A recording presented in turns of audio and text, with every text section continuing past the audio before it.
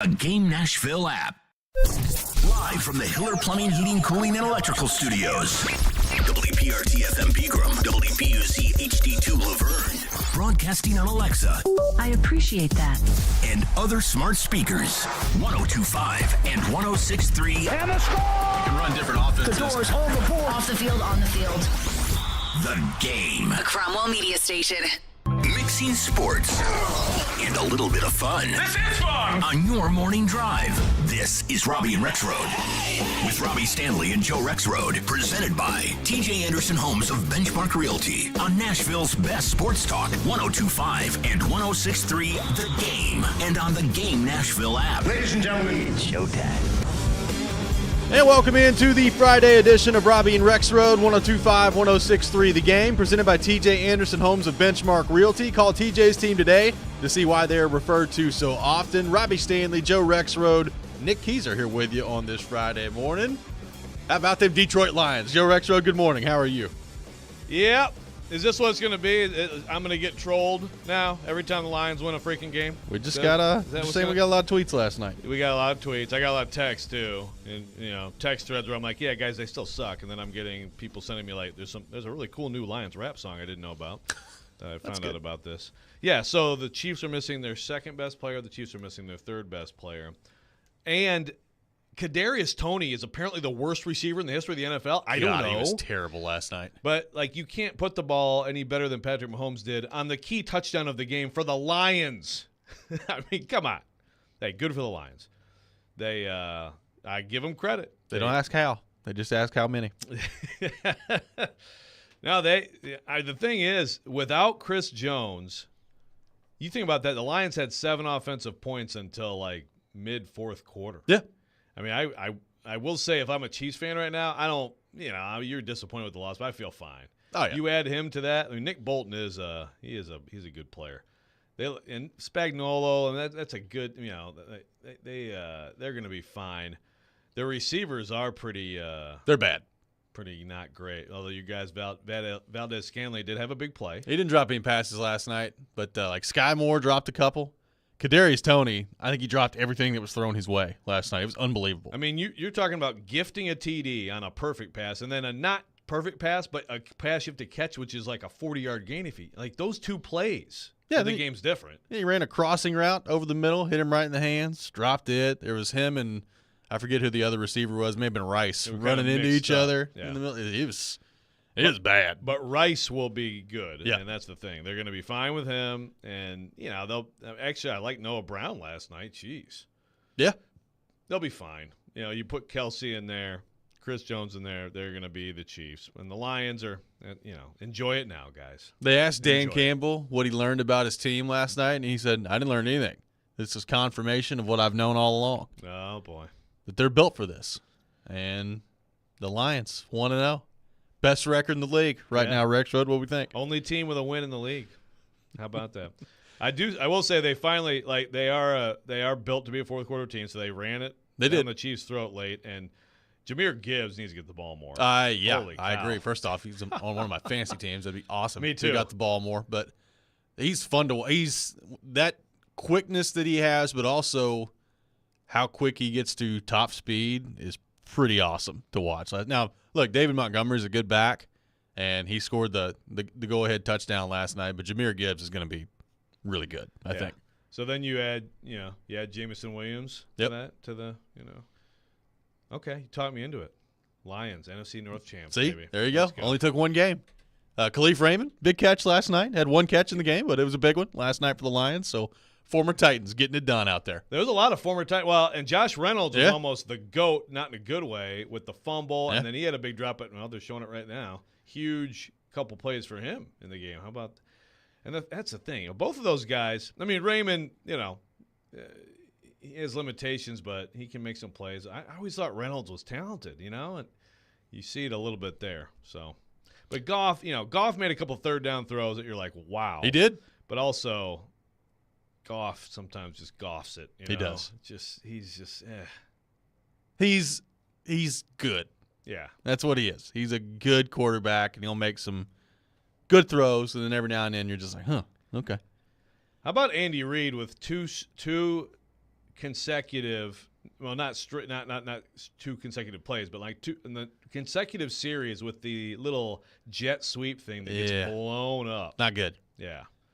Well, and on one of those, they ran a jet sweep, and they had the entire Lions defense drawn offside and didn't snap it. Like the whole defense came across the line of scrimmage, and they never snapped it. It was late in the game. It was fourth down. Or was that third down? It may have been third down. Also, why are you going for it on 4th and 25? Yeah, that one you got three timeouts and the 2-minute warning, and you went for it on 4th and 25. It was very strange. Well, even like Dan Campbell, it worked out for him, so good for him. But the fake punt on your own 17-yard line, I was like, oh boy, that is risky. I mean, it's the first quarter of the first game, but the amazing thing is you do that, and then you punt on 4th and 3 from their 40. Yeah, I know.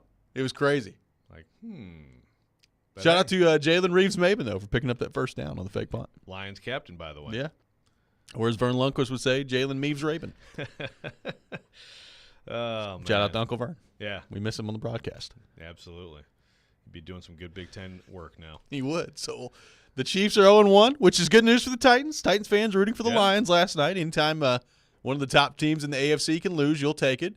And now the beloved Detroit Lions 1-0. Their march to an NFC North title well underway last night. I don't know who they have coming up next, but 10 days off here before they have to play. 10 days off. And whoever has the Chiefs next, I bet you're going to have Kelsey and Chris Jones in your face. Yeah. That's going to be my guess. So. And then Chris Jones gets done. By the way, Chris Jones just right? chilling last night in a suite before he's just watching the game in a suite at the stadium. Was it Melissa Stark? Well, he wanted to be here for the banner, and I don't blame him. No, I don't blame him either.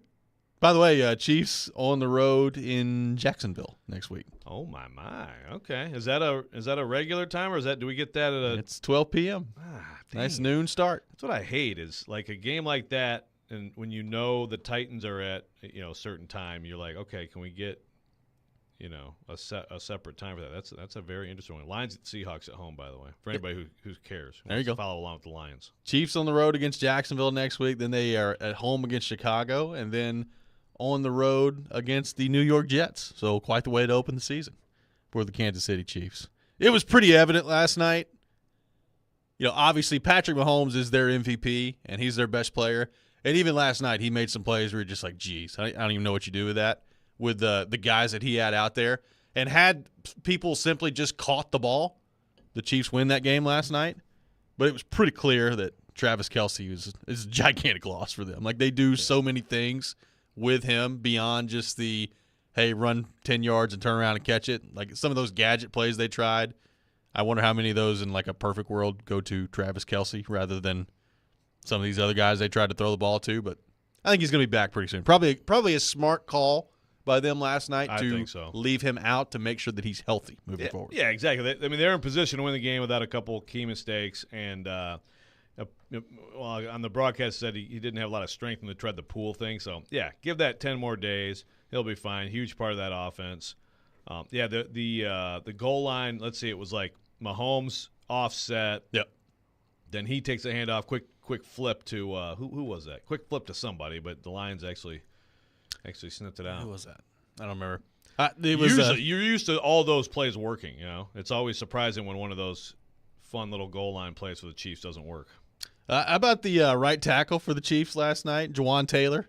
It looked like he had a false start like every play, and then they finally called it in the last drive. I mean, that last one, I will say it was like another 0.3 of a second faster than the other one. But he is shuffling before the snap. I swear to you, it was a false start up in the backfield. It was a false start every play, and he was not on the line of scrimmage. Yeah. And I'm like, how is nobody like? They even brought I forget who the rules analyst is for NBC because it's hard to keep up with all. They even brought him on in the middle. He's like, he's not lined up on the line of scrimmage.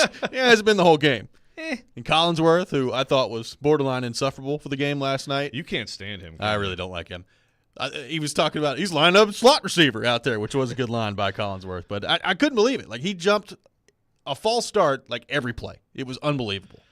No, and that's the guy, of course, in Jacksonville. I mean, look, he's been a good player. I guess Hutchinson's that fearsome guess. of a player. I mean, if you can get away with it, I guess keep going to it. Yeah, but on Collinsworth, I think he's okay. I don't have like a problem with him. He's a little extra excited last night. Yeah, but the fact that he actually said, I have to get this. I have to get this right because I want to make sure. I want to make sure I have this right. But did you catch this when the game started early in the game? Yeah, here we go. This is from Awful Announcing. Quote, I think America is about to find out how good he really is about Patrick Mahomes. Wait, really? I had no idea. This guy's good? By beating the Lions, the two-time NFL MVP and two-time Super Bowl MVP. Yes, we're about to find out. Well, that was my main takeaway from the game last night was I think I'm finally convinced Patrick Mahomes is good. Yeah, I think. He can play football. Speaking of good quarterbacks. Finally he has arrived. Yes. Joe Burrow gets his bag yesterday, Joe Rexrode. The deal finalized, 5 years, $275 million, including $219 that is guaranteed, the highest contract in the history of the National Football League, which that part of it's not a big surprise to me. But apparently it's been worked on for the last week. We had Charles Robinson on yesterday talking about the Burrow deal. He's got the same agent as Nick Bosa, so congratulations to that guy for what a week. 3% of this week is that's a pretty good week. That's a few decades for most people. Yes, it is. Few people. So Burrow resetting the quarterback market, 5 years, $275 million. And now the Bengals have to figure out what is Jamar Chase going to get, what is T. Higgins going to get. But step one of that's complete with the quarterback locked down for the next 5 years. Yep. And so the biggest contract ever. What's next? Like who beats Burrow and when is it? I mean, it's always going to happen. You're always going to get bigger and bigger. But Ben Arthur tweeted this out last night. Like what happens if Trevor Lawrence has a great year this year?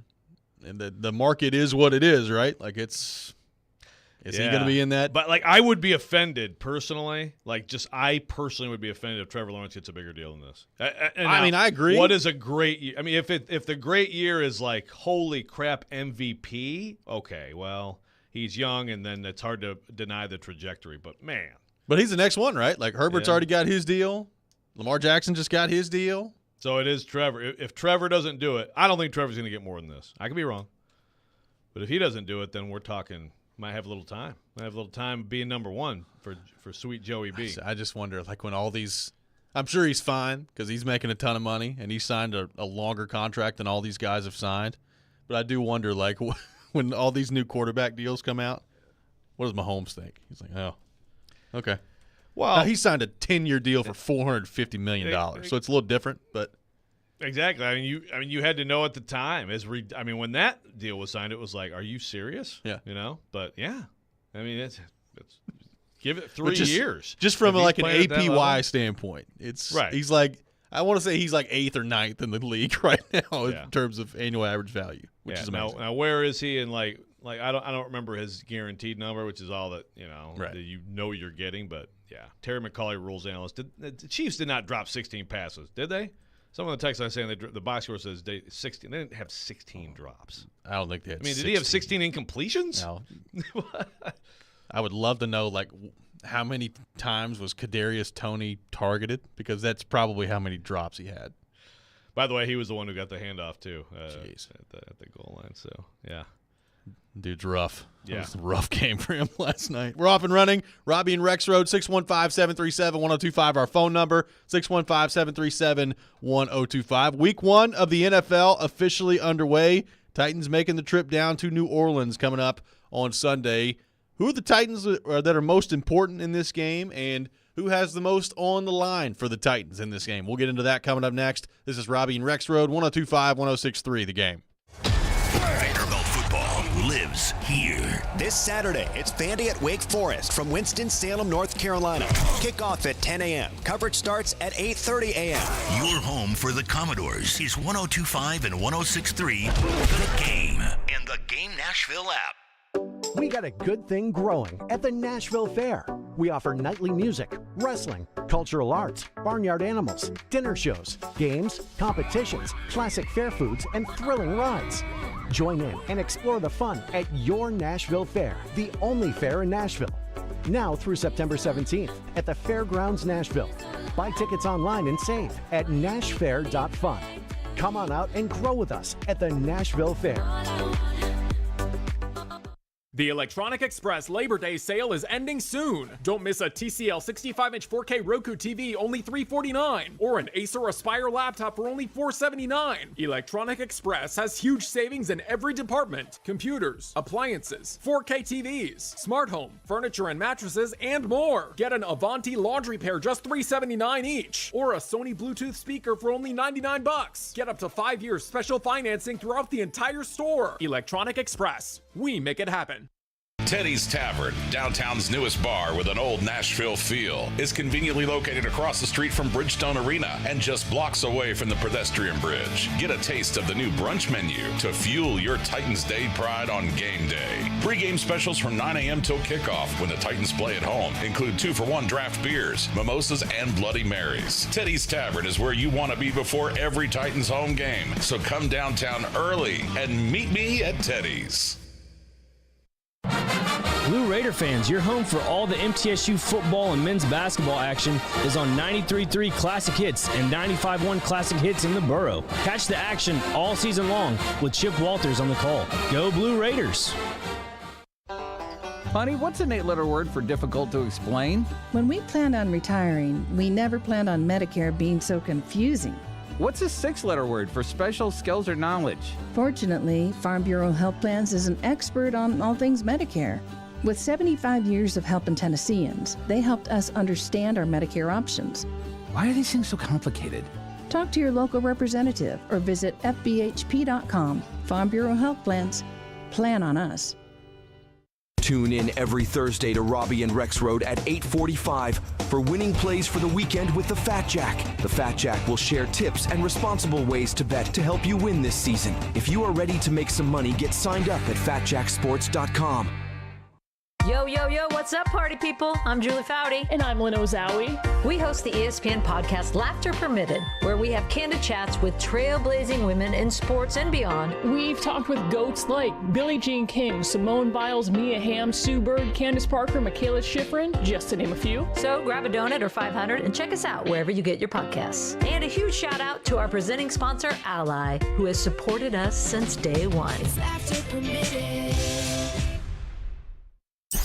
Want to weigh in on the conversation? It's a brain booster. Slide into our DMs. Or just text or call at 615-737-1025. Our phone line is driven by WilsonCountyHyundai.com. Good morning. Good morning. You're locked into Robby and Rexrode, presented by TJ Anderson Homes of Benchmark Realty. I had the radio on. I'm listening to 102.5 and 106.3 The Game and the Game Nashville app. Fun is it to kind of devise creative things out of conservative run packages like 12 and 13 and 21 when you've got guys like Chig and Tajay who can maybe do more things than you normally would do out of a package like that. Yeah, I think, obviously having guys that have versatile skill sets that can be a threat in both the run game and the pass game provides you the ability to put the defense in conflict, which is ultimately, our job as coaches. It's damn near at the top of the list. So having those guys out there and those guys putting in the work to be able to learn the system, to be able to be moved around and put in different spots, that's been great. That was Titans offensive coordinator Tim Kelly. Looking ahead to the game on Sunday between the Titans and the Saints. Welcome back in, Robby and Rexrode, 102.5, 106.3 The Game. Make sure you tune in for Nashville Sounds Baseball today at 6:35 on 94.9 The Fan. Sounds taking on the Memphis Redbirds, a AAA affiliate of the St. Louis Cardinals. Sounds Baseball on 94.9 The Fan, presented by Farm Bureau Health Plans and Family Leisure. The Titans taking on the Saints on Sunday. Joe, we've discussed the matchup. Lots of good individual matchups in this game between the Titans and the Saints. That front that the Saints have defensively, how can the Titans' offensive line handle that? Starting on Sunday as the weekly breakdown of the offensive line, which I'm sure we'll get to every week throughout the season, starts on Sunday. So looking forward to that. But as you take a look at this game for the Titans, which Titans is this game most important to? Who is it most important for the Titans to have good performances in this game as they travel down to New Orleans in a hostile environment down there in the Superdome? Yeah, well, we just heard from, I think, if we're gonna expand it beyond players, and we've talked a lot about him, but obviously this is a big day for Tim Kelly. Titans fans want to believe that it's going to look way different, way better, and that going from Todd Downing to Tim Kelly is going to be a huge improvement for the Titans. So, yeah, if you go beyond players, definitely start there. I mean, I think that's what I'm most interested in, is just seeing what the offense looks like. But I mean, players. I look at contracts. So I look at Christian Fulton for sure, and it's, of course, a lot of it is the entire year of playing. But to come out and he is a little bit bigger and stronger, that team has some good receivers.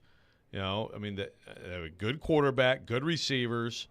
He's going to be tested. He's going to have to be really good. So I look at him for sure. But I mean, the two guys on offense. I mean, obviously, you talk about Andre Dillard and all of the talk about him. And maybe it was a little bit unfair, premature to watch Arden Key, beat him in practice and freak out about him. I think there was some of that. But look, he knows it's an opportunity. He also knows it's a big amount of pressure. There's a lot riding on him. But then to me, I also, Robby, look at just Ryan Tannehill and Derrick Henry. I mean, we know what they are. And I think we both know what they'll be during the season, but it's still like it's their first game in this season that could be their last. And I think they're both, although I think what Kaharski said the other day is totally accurate, which is Derrick Henry could go nuts this year, and it's still going to be very sobering after this year for him. It's unfortunate, but it's true. Tannehill certainly is. Tannehill's fighting to be a starting quarterback in the NFL. He's good enough to be a starting quarterback in the NFL, but this is a big season in that regard, obviously.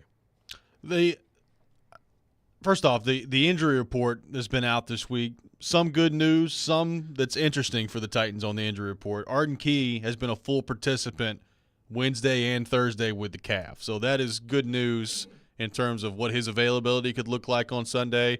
Obviously, full participant both days. You're feeling good about that. Same thing with Burks with the knee. He's been a full participant both days. So given where he came back in practice last week and now that he's a full participant both days this week, Treylon Burks is going to be in there on Sunday, barring a setback over the next 48 hours. So feeling good about that.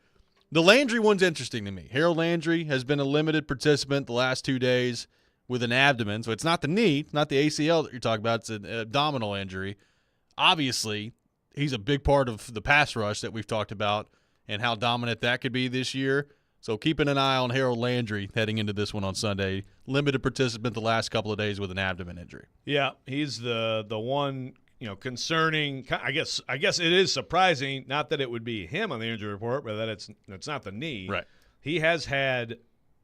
I'm quite sure he's had an abdomen before, and I have no idea if it's related to that or whatever. But limited participation, I think tells you. I guess it tells you that it's not terribly serious, right. But yeah, that could keep him out, which would be too bad because obviously the Titans want to see that entire pass rush working together, and you hate to have issues like that before you even get to the first game. But hey, look at last night. I mean, the Chiefs' second best offensive player is already hurt, so that's the NFL. But yeah, I think Key and Burks. I guess if you're the Titans, you probably take that trade off. If you have Key and Burks all good to go and miss Landry, you can be okay. I think you can be okay. I do. We were going through X factors the other day with Kaharski and like what that could mean for this team. And Arden Key was mine just because if he's really good this year, like I feel if Landry's healthy, there's a certain level of play that I feel pretty comfortable they're going to get out of him. And I don't know if it's going to be 12 sacks like it was a couple of years ago, but he's going to be disruptive. He's going to be good against the run. He's going to get after the quarterback. And I do feel pretty confident, even coming off the ACL, that he's going to end up somewhere in the neighborhood of 7, 8, 9 sacks, somewhere there. If Arden Key can also give you that from the other side, which it's his first time as a full-time starter in the NFL, by the way. If you have Landry giving you 8 or 9 sacks, you have Arden Key giving you 7 or 8 sacks, and then you've got Autry and Simmons and what we know they can do up the middle. That to me is how this team becomes great. Like if this team is going to be a great football team and they're going to go 11-6 or 12-5 and they're going to win the division against Jacksonville, a lot of it's going to be because of the pass rush and how disruptive those guys are. So I think it's a great sign that he's been a full participant this week. And he, on the defensive side, there's so many guys that are intriguing to me on offense because there's a lot of unknown on that side of the ball. But him as a first-time, full-time starter in that role, what he looks like, how productive he can be, near the top of the list defensively for me heading into the year as to what that's going to be. Because if he is really good, I think that can make a huge difference for the Titans defense. Yeah, no, I agree. And on that side of the ball, another guy I'm excited to see is Azeez Al-Shire. Very interesting that he's a captain. Yep. I mean, you're talking about a guy who's been here a few months and gets voted, and the players voted a captain. I can't say just in being around him, not too much, but enough. I can't say I'm surprised. Like I can't say I'm shocked, but you still are a little bit surprised when someone who is brand new gets voted that, because obviously this defense, Simmons and Byard are locks. I could make a case like an Amani Hooker to be a captain too. I'm sure he got some votes right there, but I'm excited to watch him play. I mean, different player than David Long Jr., but I think there's a similar this level of like instincts and playmaking that this defense needs, and it was better with David Long, worse without him, and so he fills that role, and that's going to be important. Trevor on the text line says, did you see the GQ article that came out yesterday where they're talking about DeAndre Hopkins? Apparently couldn't get a call back from your Lions during free agency. Hope Sunday we get a highly motivated Hopkins and he balls out against the Saints. There was a nice GQ article about. Did you read it? I didn't read it. Yeah. So it was several teams though, right? It was Lions. It was the Lions, the Cowboys, the Giants, and I think San Francisco was the other one that he mentioned. And they all said no thanks. Yeah. I mean, it's interesting for sure, and I think Hopkins definitely belongs on this list too, right? Like for sure, make a little statement right away, like I'm not washed, everybody. I'm trying to think of those teams. Yeah, the Lions. And the Lions do with Jamison Williams, like they do have a lot of receivers. Yeah, he probably would have helped him last night though. Probably. Gosh, would he have helped the Chiefs last night? Could the Chiefs use DeAndre Hopkins? That's the thing, man. Like I know that. They're strapped because they're trying to get this Chris Jones thing figured out and the cap and all that stuff. But the cap, Jared. Yeah, the cap, there's Jared. That. We'll get to that coming up. So, actually, we're not going to get into that coming up. Please, let's not. If we do, it's because of him. So I'm not doing it. It's ridiculous. But yeah, I think DeAndre Hopkins probably could help Kansas City last night. 615-737-1025, our phone number. We'll continue to look ahead to the matchup between the Titans and the Saints. Who are your key players for this matchup for the Titans to come out of Sunday with a win? Take your thoughts on our phone and text lines driven by WilsonCountyHyundai.com. 615-737-1025. This is Robby and Rexrode, 102.5-106.3 The Game. New home. New energy.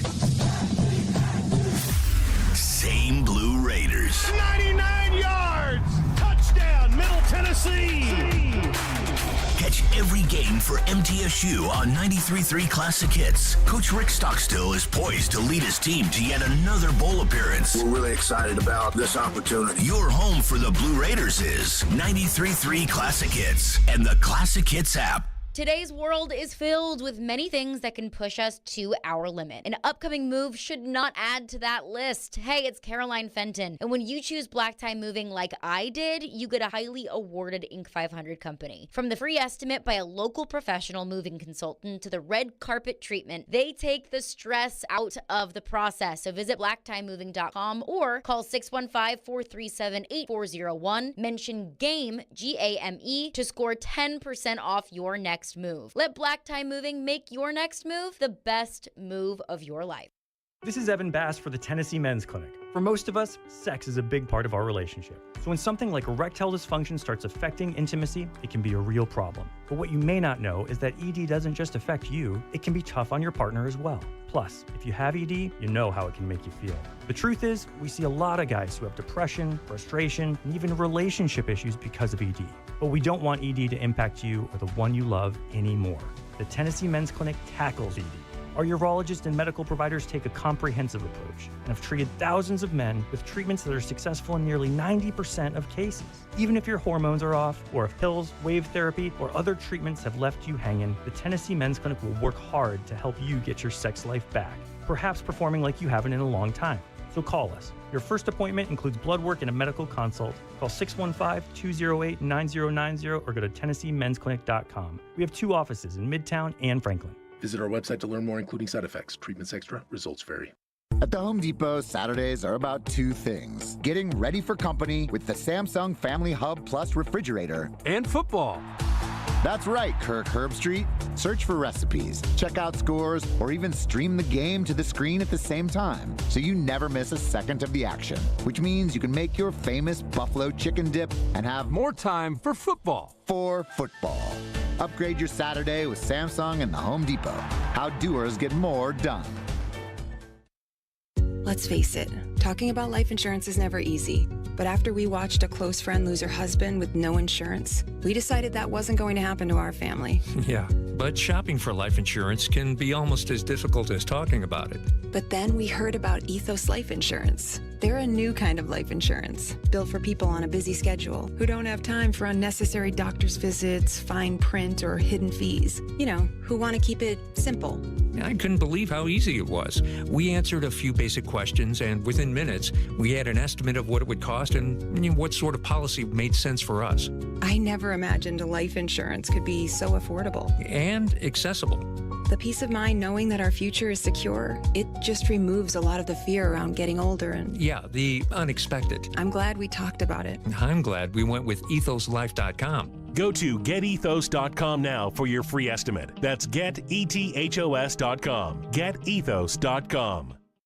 They're homegrown in Nashville, discussing the biggest topics in the SEC. The fans are going to want the rivalries to stick around. They've lost to Alabama every year. The NFL. What if all the top 3 quarterbacks went 1, 2, 3? You've got to draft your guy at 2. And anything in between. From thinking we know everything to then forgetting about everything we thought we knew the day before. They're Jonathan Hutton and Chad Withrow on Outkick's Hot Mic. Out of the gates, ready to go. Weekdays from 2 to 5 on 94.9 The Fan and The Fan app. What's up, Nashville? This is Stephen A. Smith. You're listening to Nashville's best sports talk, ESPN 102.5, The Game.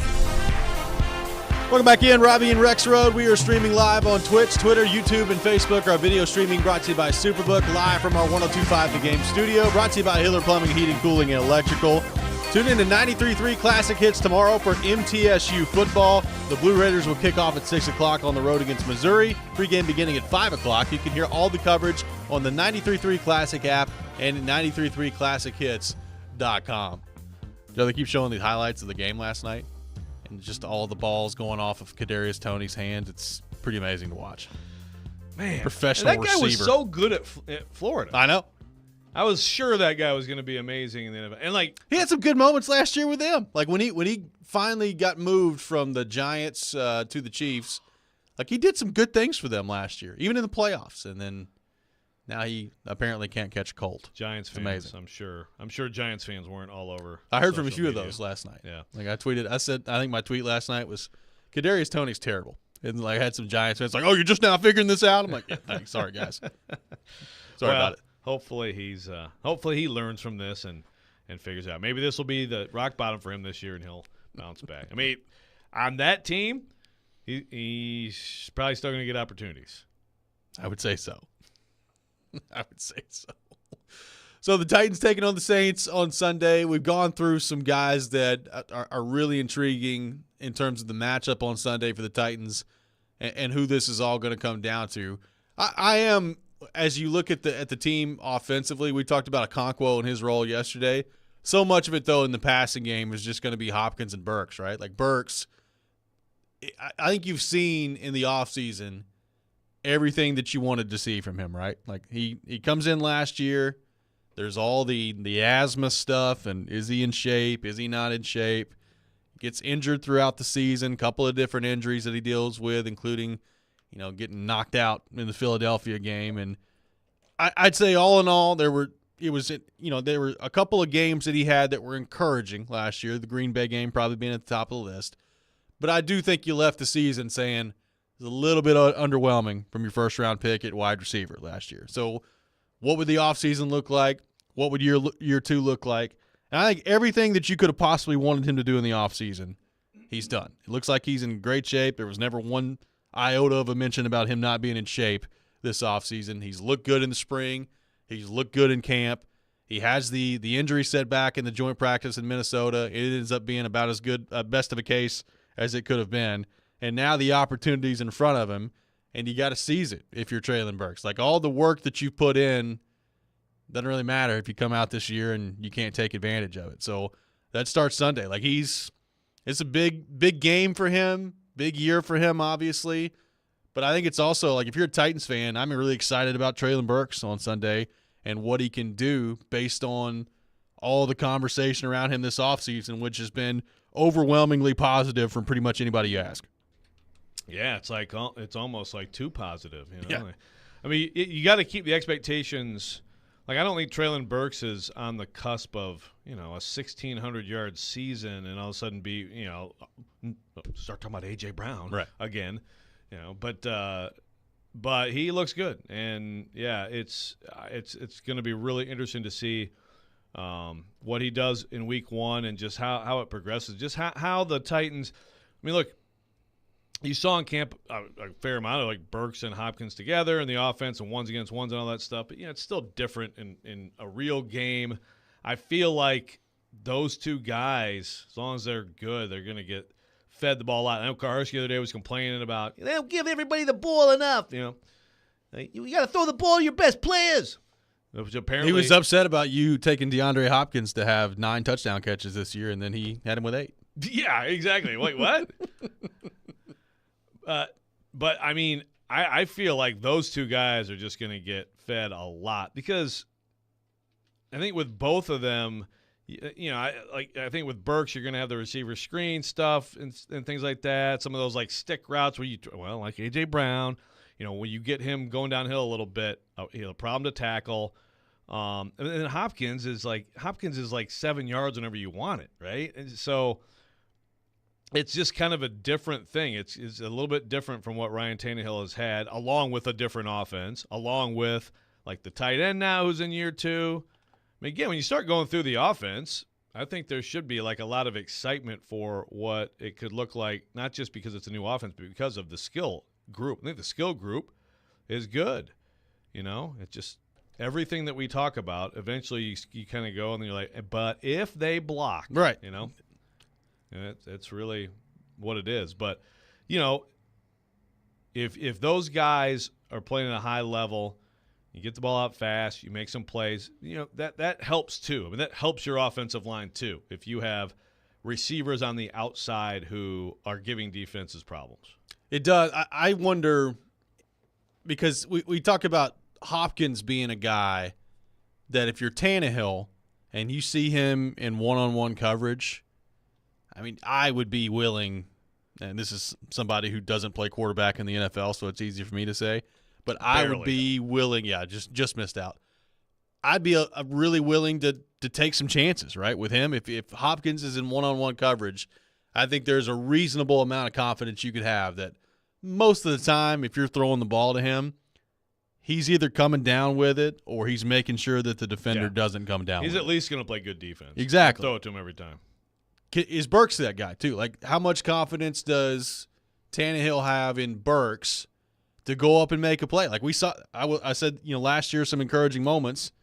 He went up, made a play right over the top of Jair Alexander. And look, Jair Alexander is on the short list of top cornerbacks in the league. Made another big play down the field where it was basically a jump ball in the Jacksonville game. That was a disaster for the Titans in that game. So he's shown he can do it.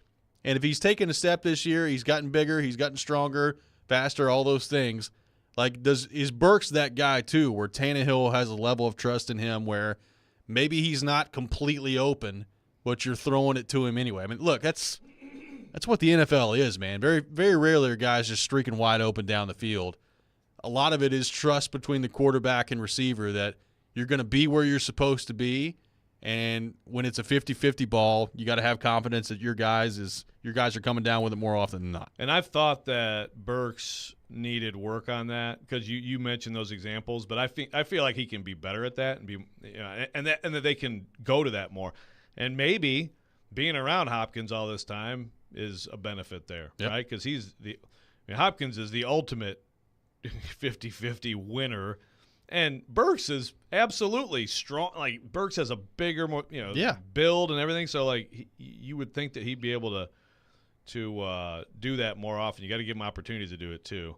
Jared from Spring Hill says, first game is going to be conservative to getting him acclimated. Slow start. NWI is going to have 8 targets Sunday. Jared, we'll put you down for a call your shot. I feel pretty good that NWI won't have 8 targets Sunday. If people don't get hurt, NWI is not going to have 8 targets Sunday, but we'll put you down for a called shot. I mean, I do hope, though, I hope there are games this year where we get to the box score at the end of it, and you say, oh, okay, Hopkins, 10 targets today, Burks, 9 targets today. Like, that needs to happen. Like, they got to find a way to get them the ball, yes, but like it needs to be what their plan is offensively in terms of the passing game. Like, obviously, Henry's still going to get the ball a lot, and they're going to run the ball. But they need to feed Hopkins and Burks. Karski was talking about this the other day. Like, give the ball to your playmakers offensively and let them go to work. So, the days of – and some of this has been necessity the past couple of years given the injury situation they've had. But the days of NWI getting 6 or 7 targets or, Marcus Johnson running around out there for 7 targets. Like, give the ball to Hopkins and Burks, and – I think you're going to see that this year. I think you're going to see some games where you look at the box score and you're like, wow, Hopkins had 10 catches and Burks had 6. How about that? I think you will too. So give me a guess right now. A.J. Brown, 21 with the Titans, number 1 seed team. How many targets per game he got that year? Per game? 8. Yeah, exactly. Yep. 8, which is, I know Carson, but it needs to be 12. But, I mean, that's, considering that team and how they played in certain games, I mean, I think that's a decent number, and I think that both of these guys should be in that range per game.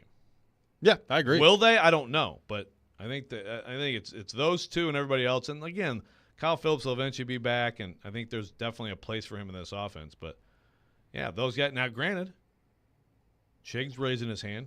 What about me? What about me? Again, it's like they actually have some pretty good options, guys. Jared from Spring Hill says Treylon Burks is Corey Davis 2.0. Oh, man. So I don't think so. No, and again, I don't want to rip Corey Davis too much. Corey Davis was overdrafted. Corey Davis was never, ever the player that he was drafted to be. He should never have been drafted. He's number 5 overall. That's a heck of a bar. But Treylon Burks is absolutely more talented than Corey Davis. I mean, make no mistake about it. Much more upside as a player than Corey Davis. Coming up next, it's time for Call Your Shot Friday. We'll take your called shots, your bold predictions for the weekend in sports on our text line, driven by WilsonCountyHyundai.com, 615-737-1025. Week 1 of the NFL, week 2 of college football. Everything on the table. We'll do that coming up next. Jared Stillman joining the show at 7 o'clock. All that ahead. This is Robby and Rexrode, 102.5, 106.3 The Game. Green right, box 2 run, double catch. He takes you inside the huddle through the eyes of a quarterback. Wide 85, take! Catch ESPN NFL analyst Tim Hasselbeck every Tuesday at noon as he breaks down the big stories in the NFL. Buffalo, maybe Miami. And with the Tennessee Titans. The Titans might be like, we're interested in a 1-year, $1 million contract. Tim Hasselbeck is on Caroline, Willie, and D-Mace on 102.5 and 106.3 The Game and the Game Nashville app. We got a good thing growing at the Nashville Fair. We offer nightly music, wrestling, cultural arts, barnyard animals, dinner shows, games, competitions, classic fair foods, and thrilling rides. Join in and explore the fun at your Nashville Fair, the only fair in Nashville. Now through September 17th at the Fairgrounds Nashville. Buy tickets online and save at nashfair.fun. Come on out and grow with us at the Nashville Fair. We pride ourselves on being transparent, opening up the books, and sharing all the secrets of the diamond industry. We have a passion for this, and part of having a passion is sharing that passion. Genesis Diamonds Vice President David Cooper says, at Genesis, you don't just get an entry-level course in diamonds, you get a PhD. We love educating our customers, even over-educating our customers about diamonds and gemstones, so they can truly see the difference in what we offer. At Genesis, diamonds are not a side business. It's their only business. We eat, breathe, and sleep diamonds. So whether you end up buying at Genesis or not, come for the education. The better educated we can make you at Genesis Diamonds, the better a shopper you're going to be, whether you shop with us or anyone else. You will be able to tell the difference and know what you are buying, so you make the best decision for you. Genesis Diamonds, proud to offer one of the largest selections of GIA-certified diamonds in the nation, with no middleman markups, no retail pricing games, no commission salespeople, and no nonsense. Genesis Diamonds, Green Hills and Cool Springs. Hey, it's Chad Withrow to tell you about my favorite sportsbook and casino, BetUS.com. Football is back, and it's time to lay down your bets. I only endorse one sportsbook, and that's BetUS.com. BetUS is celebrating its 30th year of sports betting service with a special offer of up to 30 risk-free bets. That's right, up to 30 risk-free bets. It's called Bet Protect. BetUS.com also offers 125% sign-up bonus. Get started by visiting BetUS.com or calling 1-800-MY-BETUS to learn more. BetUS.com, sportsbook and casino, where the game begins. The Freaks on Parade Tour returns. Zombie, Cooper, Rob Zombie, Alice Cooper, together live. This Tuesday night, Bridgestone Arena, with special guests, Ministry and Filter. Tickets are on sale now at livenation.com. The Freaks on Parade Super Tour. Buy tickets at livenation.com. Hey, are you seeking relief? Maybe you just want to enhance your day or night. Did you know there are legal THC products available right here in Tennessee? Yeah, really. You can have legal THC products shipped directly to the comfort of your home. Yes, comfort in cannabis is only a website away. Visit greentreescompany.com. That's Green Trees with a Z, and change your life today. He breaks down every game. The players are still going to be fine. And knows the ins and outs of the two-tone blue. They deal with their own position coaches. He is ESPN NFL Nation Titans reporter Teron Davenport. It's clear what he's doing. TD joins every Monday at 1, Thursdays at 3, Friday mornings at 8, and anytime on the Talkin' with TD podcast. I think that's really cool how he could show both sides. TD is on 102.5 and 106.3 The Game and the Game Nashville app.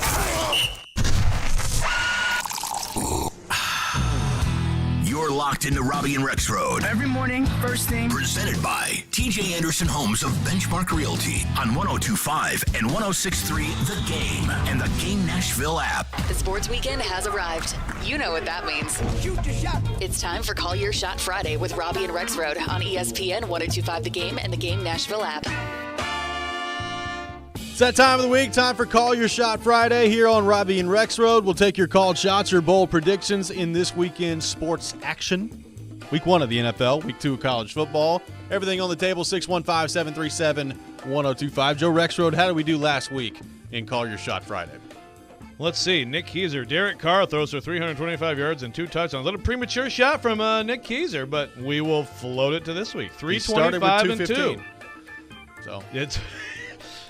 Is that what it was? 250. That's right, 215. My goodness! All right.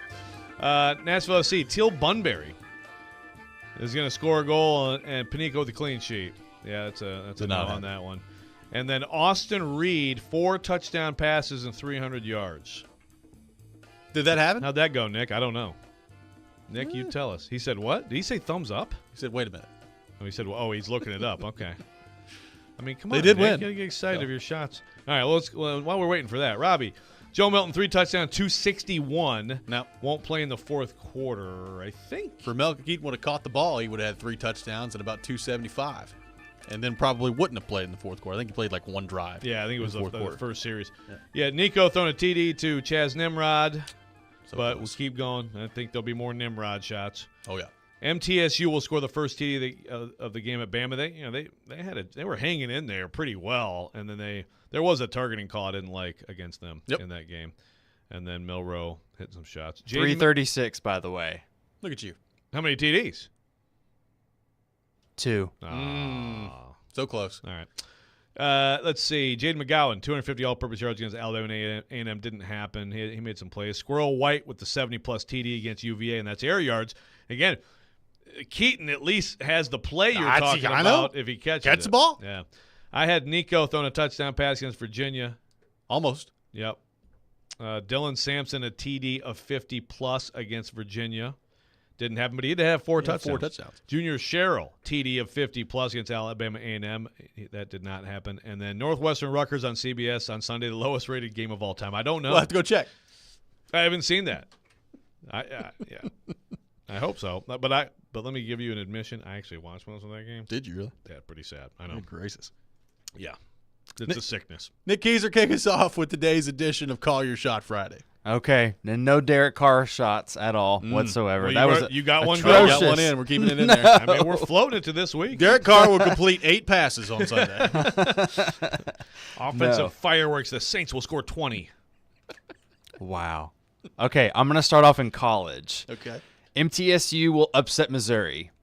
I like that. Okay. I think they upset them, and more specifically, it'll be a late fourth-quarter touchdown pass.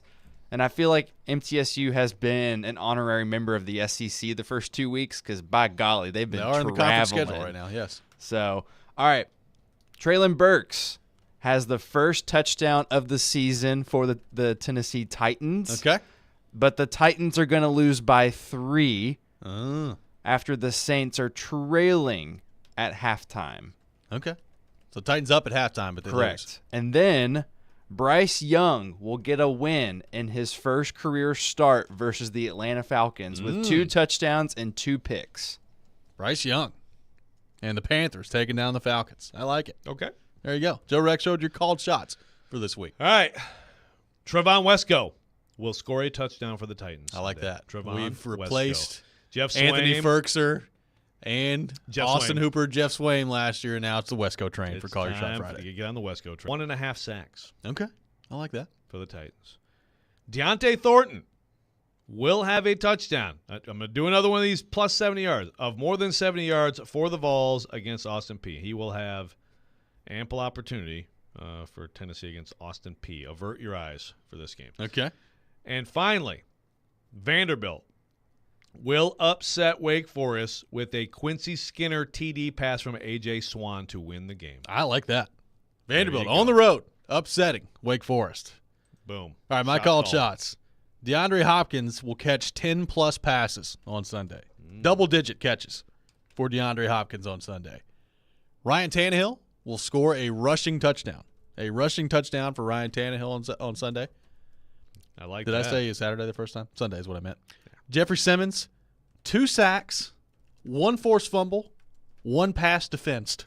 2 sacks, 1 forced fumble, 1 pass defensed for Jeffrey Simmons. Colorado will take down Nebraska in overtime on Saturday. So an overtime matchup. And Joe, finally, in that same game, Travis Hunter, 2 touchdowns receiving and a pick 6. 2 touchdowns receiving and a pick 6 on the defensive side of the ball for Travis Hunter on Saturday. I just want you to know that if that happens, I'm sending my ballot in. The Heisman ballot is over. It's in. It's over. And he will be winning. Look at you on the Deion train. I love some Deion shots. I'm really excited. And, it's Vanderbilt, Wake Forest, same time. Yeah. You can do multiple screens. I'm very excited about Nebraska, Colorado. Yeah, me too. Zach in Nashville on the text line. I got my FSU shot last week by saying they'll win by 6 points or more versus LSU. Still have one hanging out there. Tyjae Spears will score a touchdown and be at 75-plus rushing receiving yards in Week 1 against the Saints, so we'll see about that. Zach also says called shot. Rams rookie wide receiver. I'm going to butcher Puka this game. Nacua. Puka Nacua. He was talking about him in the draft last night. He's very excited about it. We'll score a touchdown Week 1, and Alabama will beat Texas by 13-plus on Saturday. Okay, those are good. We're going to get to Alabama, Texas a little bit later in Pigskin Pick'em, too. At least I am. So looking forward to that. Got a texter that says, Titans will have 5 sacks and pressure the Saints all day long. D-Hop will have over 100 yards, and he'll miss one field goal. I wondered when we get a field goal shot. Anyway, yeah. This is from James on the text line. And, if you want to call shots, how about the Titans will have no sacks? Now, that is calling a shot. That is a shot. Aaron on the text line says, the Titans will score more than 17 points. Is that a called shot this year? Was last year. I mean, I think, but until we see an offense that can do that consistently, that is a pretty good shot. Matt from Camden says, my called shots are Texas beats softy Nick Saban and Alabama, and DeAndre Hopkins has 100 yards receiving and a touchdown. Softy Nick Saban, he says. Sweet, kindly old man. Yeah, Nick just Saban. a sweetheart up there on the podium. Matthew from Jolton says, J.J. McCarthy, 500-plus all-purpose yards against UNLV for Michigan coming up. How about that? Henry and Spears, 300-plus all-purpose yards, and Ronald Acuna Jr. hits 40-60 next week, so he gets to 40 home runs. If Henry and Spears have 300-plus all-purpose yards, how many points are the Titans going to score on Sunday? My gosh. Yeah, that is a shot for sure. I'm looking at some of these other ones. Nick is cut. For picking the Saints to win? Oh, I'm reading that as Nick Folk. I'm like, Nick, you're calling the shot that Nick Folk is cut right away? Yeah. I mean, I didn't make the roster, but okay. They may look at you at some point. They might. That's a big deal. Nick Folk coming out, not missing anything, is a big deal. Trevor on the text line says, how many games before the Chiefs trade for Mike Evans? We can make that a called shot? The Chiefs at some point this year trade for Mike Evans from Tampa Bay? Man, think about that too. Mike Evans rejuvenated with that team. Oh. Sign and trade, maybe. I mean, Evans is apparently giving the Bucs a deadline to get a deal done, and that's tomorrow. So maybe that's been the plan all along for the Chiefs. Just going to go trade for Mike Evans. I mean, I'd love to see Mike Evans with Patrick Mahomes. It'd be pretty cool. Yeah. 615-737-1025. We'll continue to take your called shots all show long. The Titans on the table, week 2 college football. You can take it any way you want to take it on our text line. Speaking of college football and pro football, sign up for Silly Underdog Picks today for your chance to win weekly prizes. You can make your picks at thegamenashville.com or the 1025 The Game app as week 1 of the NFL season kicks off this weekend. Silly Underdog Picks presented by Volunteer Hose and Gasket and Superbook Sports. Coming up next, we'll be joined by Jared Stillman. He ended the streak in Jared versus Joe this week. Rexrode's winning streak stops at 5.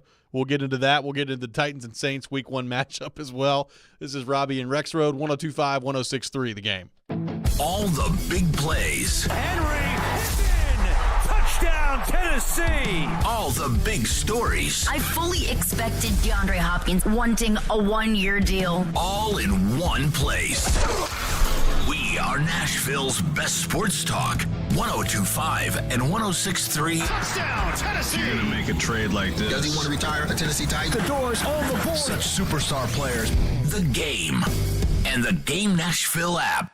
ElectronicExpress.com. We make it happen. Golf fans, the Simmons Bank Open hits town September 14th through the 17th and is now part of the Korn Ferry Tour Finals. 102.5 and 106.3. The Game wants to send you and 3 friends in VIP style. Text the keyword GOLF to 615-737-1025 to win. You know what's going to happen, and when your car needs service or repair, remember Mitchell's Mr. Transmission on Gallatin Road, just north of Briley Parkway. Now here's Jim Mitchell. Our fleet vehicle program is a great benefit to all the fleet companies in Nashville. We are able to get their vehicle back on the road a lot quicker than the downtime of most dealers and most general repair shops, simply because we have the transmissions available. We're able to put priority on their vehicles to get them back on the road quickly. You know what's going to happen, and when your car needs service or repair, remember Mitchell's Mr. Transmission on Gallatin Road, just north of Briley Parkway. Nashville, we have an important decision to make on September 14th. We can elect a mayor who's even more progressive than the liberals ruining Nashville for decades, or we can elect a mayor who understands that Nashville needs a new direction. Our failing schools, our massive tax hike, out-of-control crime, and excessive spending has got to stop. If not, we'll end up like all those progressive cities that are now total disasters. If you don't vote, we can't win. Vote Alice Rowley for mayor today. Paid for by Save Nashville. Tom Landstreet, Treasurer. Teddy's Tavern, downtown's newest bar with an old Nashville feel, is conveniently located across the street from Bridgestone Arena and just blocks away from the pedestrian bridge. Get a taste of the new brunch menu to fuel your Titans Day pride on game day. Pre-game specials from 9 a.m. till kickoff when the Titans play at home include 2-for-1 draft beers, mimosas, and Bloody Marys. Teddy's Tavern is where you want to be before every Titans home game, so come downtown early and meet me at Teddy's.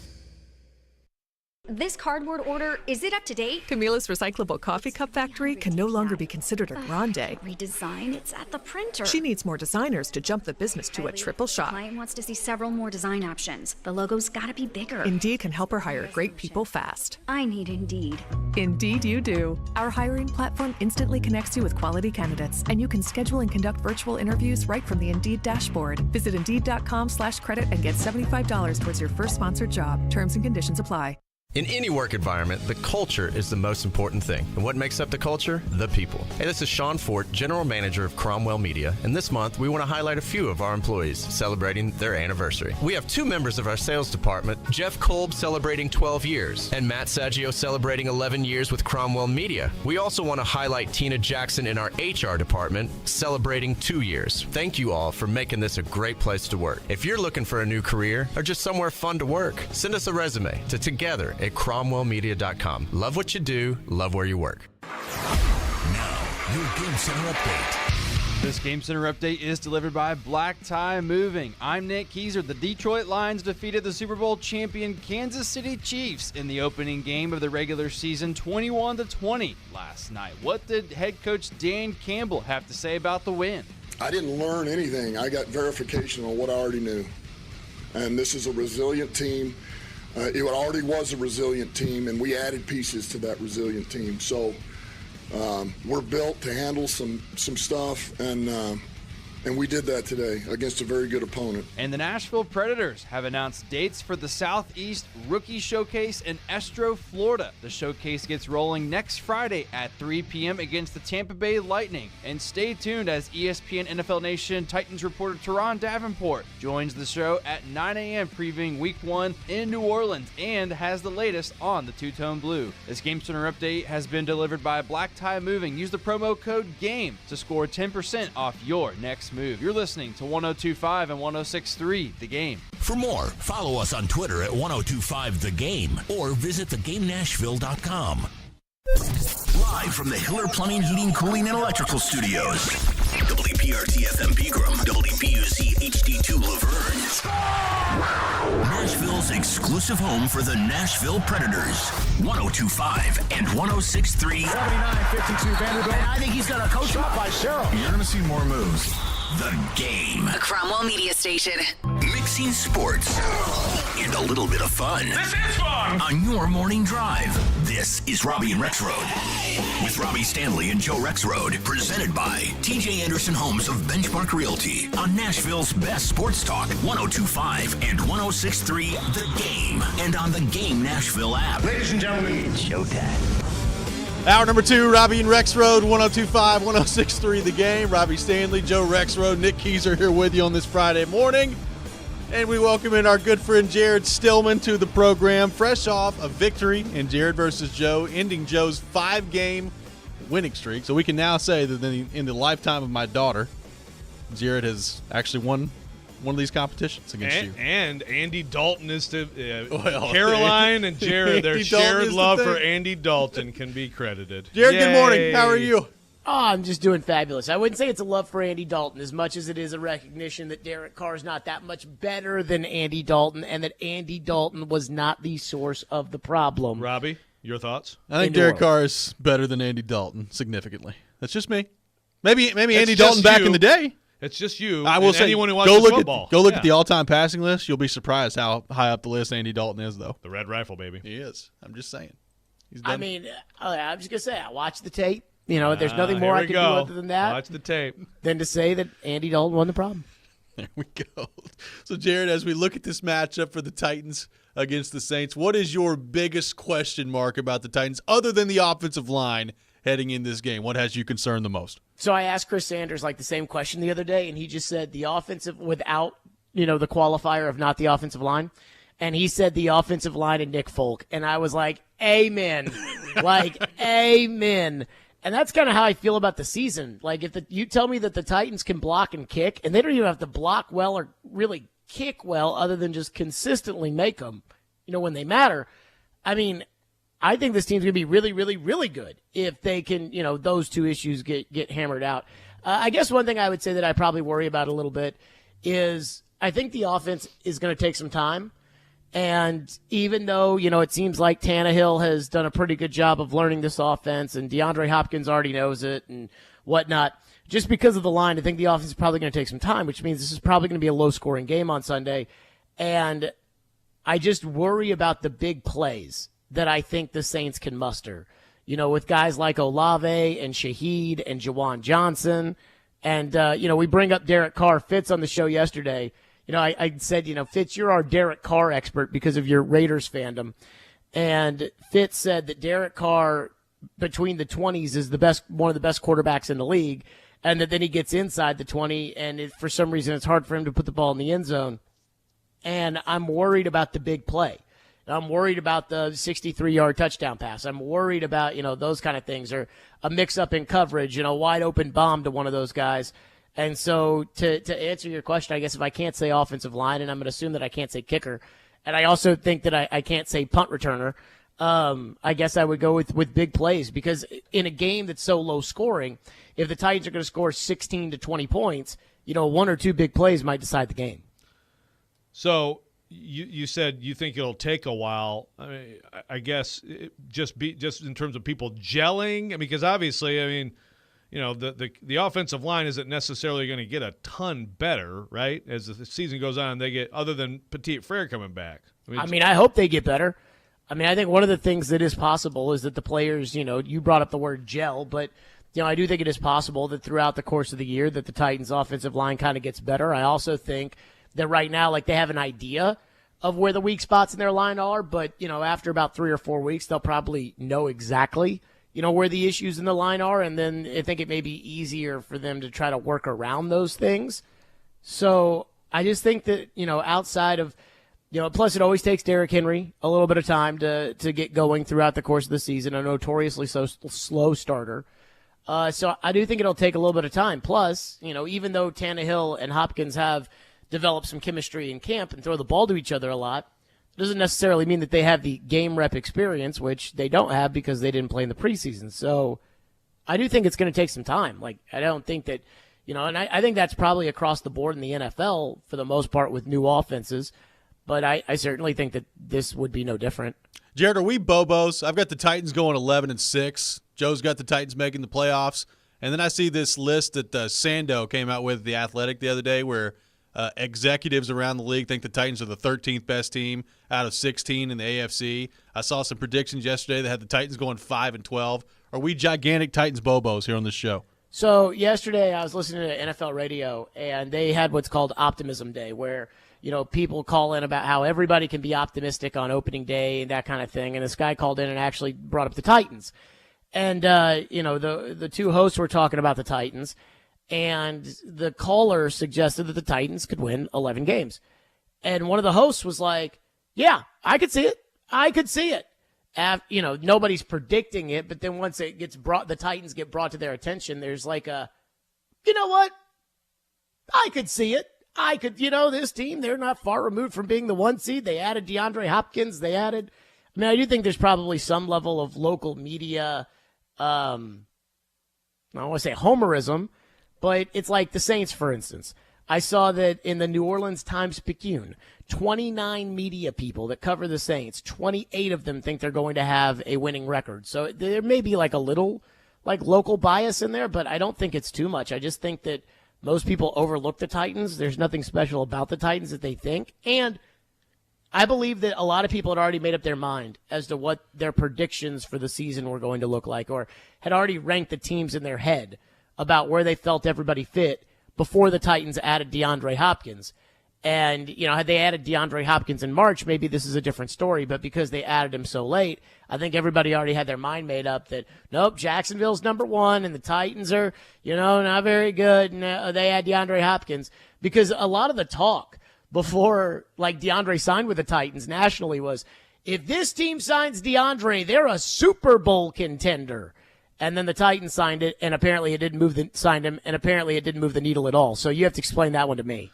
Well, I think with the Saints and the Titans both, it's also, if you actually go through the schedules of these teams, you realize how many bad teams they both play. Yeah. Right? Like, I mean, the AFC North teams, you may think that they're all better than the Titans, and that's fine, but 3 of them have to play Joe Burrow twice this year, right? I mean, that's something, too. Like, if people are making predictions, I mean, you went through it, Robby, and you got to a tiebreaker. I did. Like a deep tiebreaker with the Jags and Titans, right? So I think that's part of it too. It's like, are you doing a real surface? This, like Sandoz thing the other day, people picked the Titans 13th, but if they actually went through everything, would they pick them to be the 13th best record? That's wild to me. I think that's a really valid point. I mean, I listened to Tim Hasselbeck the other day on the Midday Show, and they asked him, what do you think good do you think the Titans are? He's like, 9-8, and I think that's without Tim going through the schedule and seeing, okay, there's 5 games against rookie quarterbacks in there, another game against Desmond Ridder, another game against Tampa Bay. I mean, now you're already at 7. And that's without, a Vrabel special or the Titans beating teams that they, I think, are very capable of beating, like the Saints this week or the Cleveland Browns or even the Chargers next week. I mean, I certainly think that, I don't look at there being a ton of games on the schedule that the Titans can't win. I mean, I have a hard time envisioning that they're going to beat Joe Burrow at home, just because they never beat Joe Burrow, and I don't think they're going to win on Thursday Night Football at the Steelers. But outside of that, I mean, there really aren't that many games. And I think about the quarterbacks that the Titans played last year. The Titans played almost every good quarterback outside of Tom Brady in the NFL last year. They played Mahomes. They played Burrow. They played Allen. They played Rodgers. They played Hurts. They played Herbert. They played them all last year. Lawrence and Dak Prescott. So, I mean, I do kind of feel like those things probably don't get taken into account. Plus, I just think my entire life, the Titans have always been viewed as a team that every year people are like, oh, they're going to be 8-8. That's just kind of always been like a natural thing. I mean, even when the Titans were good when I was a kid, and I mean, I think Robby kind of remembers this. Like, they went to the Super Bowl, and then some people believed in them, and they were 13-3, and then they had that 7-9 season in 2001, and then after that, it was always like, oh yeah, they're going to be 8-8, 9-7. That's what they're going to be, and they just kept making it to the playoffs, and people just kept not caring, and they kept getting the CBS F team, and so I just don't think a lot has changed in that department.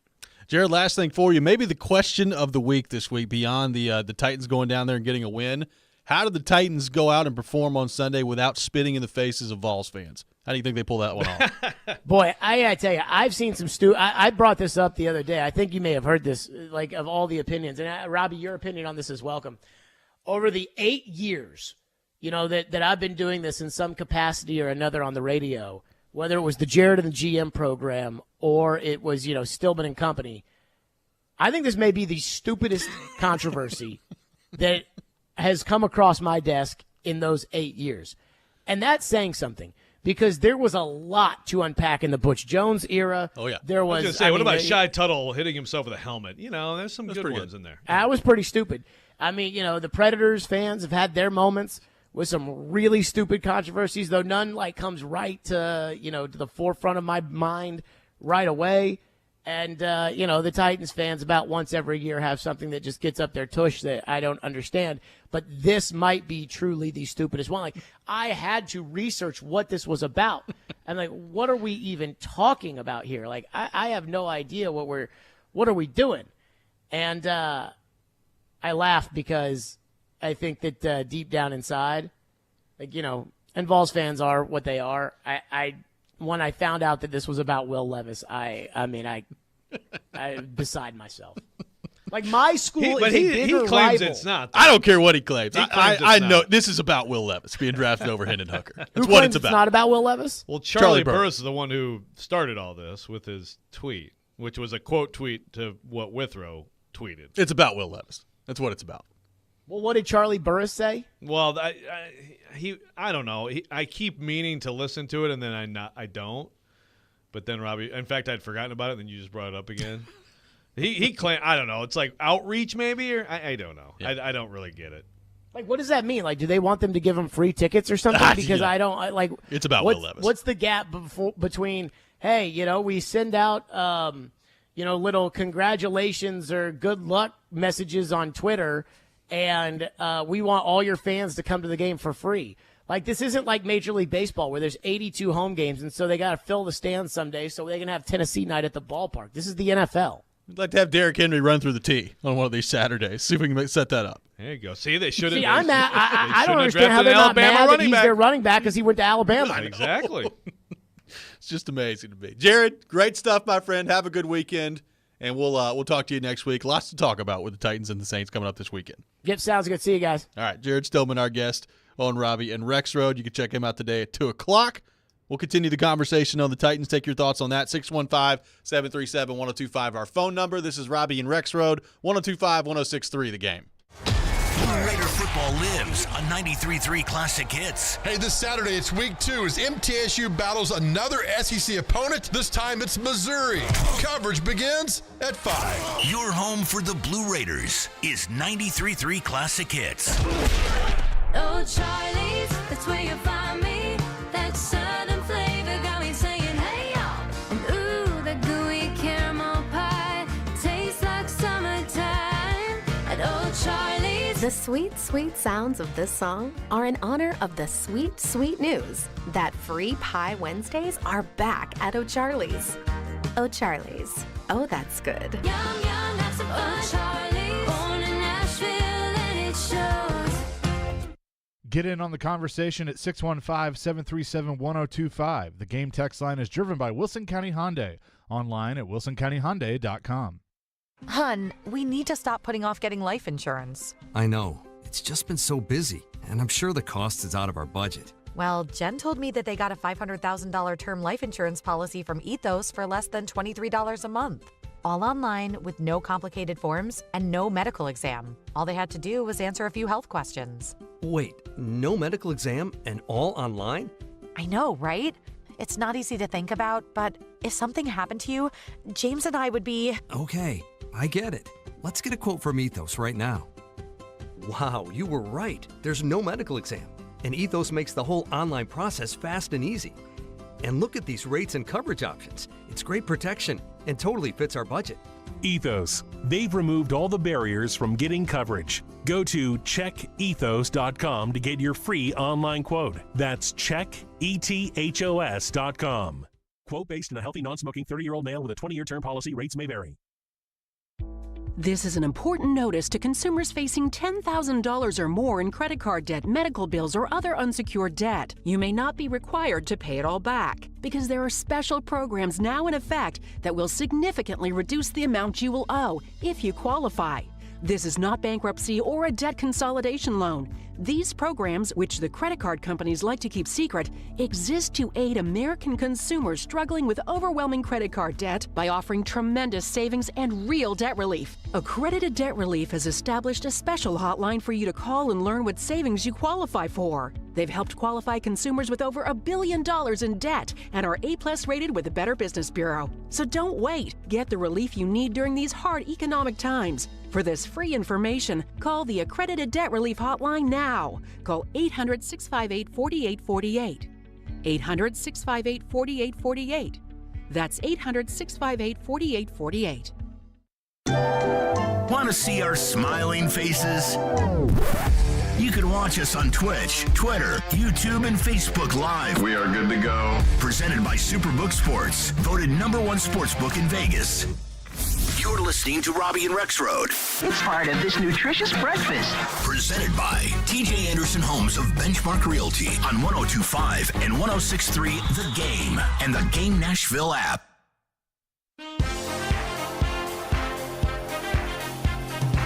Welcome back in, Robby and Rexrode, 102.5, 106.3 The Game. We are streaming live on Twitch, Twitter, YouTube, and Facebook. Our video streaming brought to you by Superbook, live from our 102.5 The Game studio. Brought to you by Hiller Plumbing, Heating, Cooling, and Electrical. Make sure you tune in to 94.9 The Fan tomorrow at 11 a.m. for our college football game of the week, Colorado taking on Nebraska, presented by Twin Peaks. Take your tailgate to Twin Peaks for scenic views of all the hottest non-conference games across the country. You're looking forward to that one coming up tomorrow between Colorado and Nebraska. We're going to get into college football here in just a few minutes on the program. Thanks to Jared Stillman for being with us in the last segment. I got a text that says, Jared was so cool in that segment. Not a whole lot of arguing going on from Jared. He was relatively calm. Yeah, I was going to comment on that too. Well, I mean, a lot of times our argument is because I get all mad about something and flustered. Maybe it's just because. Maybe we should have gone to the cap. Yeah, thank you for not. It's really dumb. I thank you for not on his behalf because he just makes himself sound ridiculous whenever he talks about it. But maybe it's just that we're excited about football. Maybe so. Lester on the text line says, I don't believe what Jared just said, that everybody was saying the Titans are going to be Super Bowl contenders if they sign D-Hop. Ask him who said it and when. I don't believe it was ever mentioned by the media anywhere. No, I think that was his point. Well, no, his point was that other teams were being talked about that way. Yeah, so, I mean, basically what I heard was, could D-Hop put the Chiefs just won it without him. Buffalo. But could they put him over the top? Could they put Buffalo over the top? That is true. I mean, there were people who were saying stuff like that. The Lions. I will not read this text about why Jared may be in a good mood. I saw that one. LD says, Levis being named third-string QB will go a long way to mend fences with Vols fans. Yeah, come on, Vrabel. Quit spitting in their faces. Hey. Tell them that Levis is number 3. Vol Nation, we have an announcement to make. Will Levis is our third-string quarterback and will be inactive coming up on Sunday. We wish we had Hendon Hooker. Thank you. Hey, Hendon Hooker on the Lions. All of a sudden, they're 1-0. I'm just saying. Just throwing it out there. Bring a winner into your program. That's right. You never know what might happen. Big part of their win last night, Hendon Hooker. I bet you he's great in the building. I'm sure he is. Hopefully we don't have anything like that happen this weekend where we're talking about something this stupid for all week with Tennessee fans and Titans fans. Should be great. I just coexist together. You got to remind me when the show's over. Remind me that I'm gonna go find Charlie's podcast where he talks about this because I will remind you. I mean, I've known him for a long time. He does a fine job. I like him. I do. Yeah, this is just an asinine opinion. Because an opinion like that coming from the nether regions of Vol Twitter. Oh, sure. I mean, but I just can't believe that he would think that unless there's just a better. But you went to the mentions, man. Levis. I'm just telling you, it's about Will Levis. Imagine a pro team ever worrying about a college fan base and drafting a players. Who is the number 2 quarterback? We think we find that out today. Vrabel going to talk about that today as he's listing off who's in and who's out. I was hoping we'd get through the show without asking that question, but it is a good question. Yeah, honestly, I'm not sure. It is possible. I mean, someone's going to – Glennon, step – I already told Glennon the other day, you step up, buddy. Because I don't think I can – the only way I'm going over there is if I bring my Uncle Bill with me because he's flying into town to watch Brennan play tonight. By the way, Uncle Bill, who was able to appreciate a Lions championship, so he's allowed to celebrate today. So I don't think I can be there. But someone needs to ask Vrabel the question of who's the number 2 quarterback. Yeah, will he answer? I'm not – I would guess he won't answer. Probably not. But you know what? I'd leave open the door that he might say, yeah, Malik's the backup. What about Levis? Wow. Yeah. Then that. I think it's hard for me to get there in week 1 because of the limited amount of work he got in the preseason. Like I think it's going to be Malik Willis as the number 2 quarterback. Now, hopefully, it doesn't matter if you're a Titans fan, but I think it will be Malik Willis as the number 2 quarterback Sunday. Yeah, I do too. Now, that would have been actually a good question in the Jared segment to get people all riled up because does Jared still believe that it's actually Levis? Like Levis is QB2 right now? I don't. It's hard to get there. I don't know how. And he's been hurt, right? I mean, that's why these preseason reps that he missed are so important. I mean, you got 2 games where he just couldn't play, and Malik Willis got all those games. And by the way, we brought up the injury report earlier. Will Levis is on the injury report. He's been a full participant in each of the past 2 days. I mean, he looks like he's fine and ready to go out there, but just with the limited amount of work he's gotten in the preseason, I think it's got to be Willis. That's just me. Yeah, I do too. Well, the limited amount of work he got, I haven't changed from I think ultimately he's going to be ahead of him in a year from now. He'll be, but it's not just limited amount of work in that work and the work he got in practice. Willis was getting the 2s reps and Willis was a little bit ahead of him. I think there's some things that both of them do better than the other one, but it's not like it's just because Levis was hurt. But otherwise, he'd clearly be QB2. No, I don't think that. Not right at this moment. Well, the scenario that's interesting to me is the one that you brought up before, where what is the plan if Tannehill goes down in the middle of the game? when you're talking about number 2 quarterback, that's really what you're planning for. Is like, what if something happens to Tannehill in the second quarter? What are you doing then? It's a different situation if you know that Tannehill is going to be out and you're formulating a game plan for the backup quarterback. That changes the way you view it, and maybe that's more conducive to Malik Willis. Maybe it's not. But like if Tannehill goes down on Sunday in the second quarter, what's your plan of quarterback to take over at that point? Yeah. I mean, look, it's still – I mean, all three of them play – they're in the same offense. They run a lot of the same plays. You'd dial up some different stuff and use what Malik does well if he goes in. But I don't – to me, it's not like you derail everything. Malik Willis has to prepare. Both of them have to be ready to run the offense and run the game plan that's installed this week. So I think it's Malik Willis, and Titans fans need to hope, whoever it is, that they don't find out. Yep. How many touches do you think Spears gets on Sunday in this game? That's a really interesting one because, it's like, is he getting carries, here and there, couple carries? I think he'll obviously be on the field on third down, obvious passing situations. Honestly, what's the over-under on touches for Tyjae Spears? I'd set it at 5.5. I know. That's the number I had in my head. Okay. Yep. I mean, it's something like that. I mean, is it crazy to think he could get 10 touches in a game like this? I think, at some point this year he will, and maybe Sunday's the day, but it's still a third down back. And are you really going to give a series, a 2-down series to him in place of Derrick Henry at this point? I just don't see it. Yeah. Now, we'll see how things develop.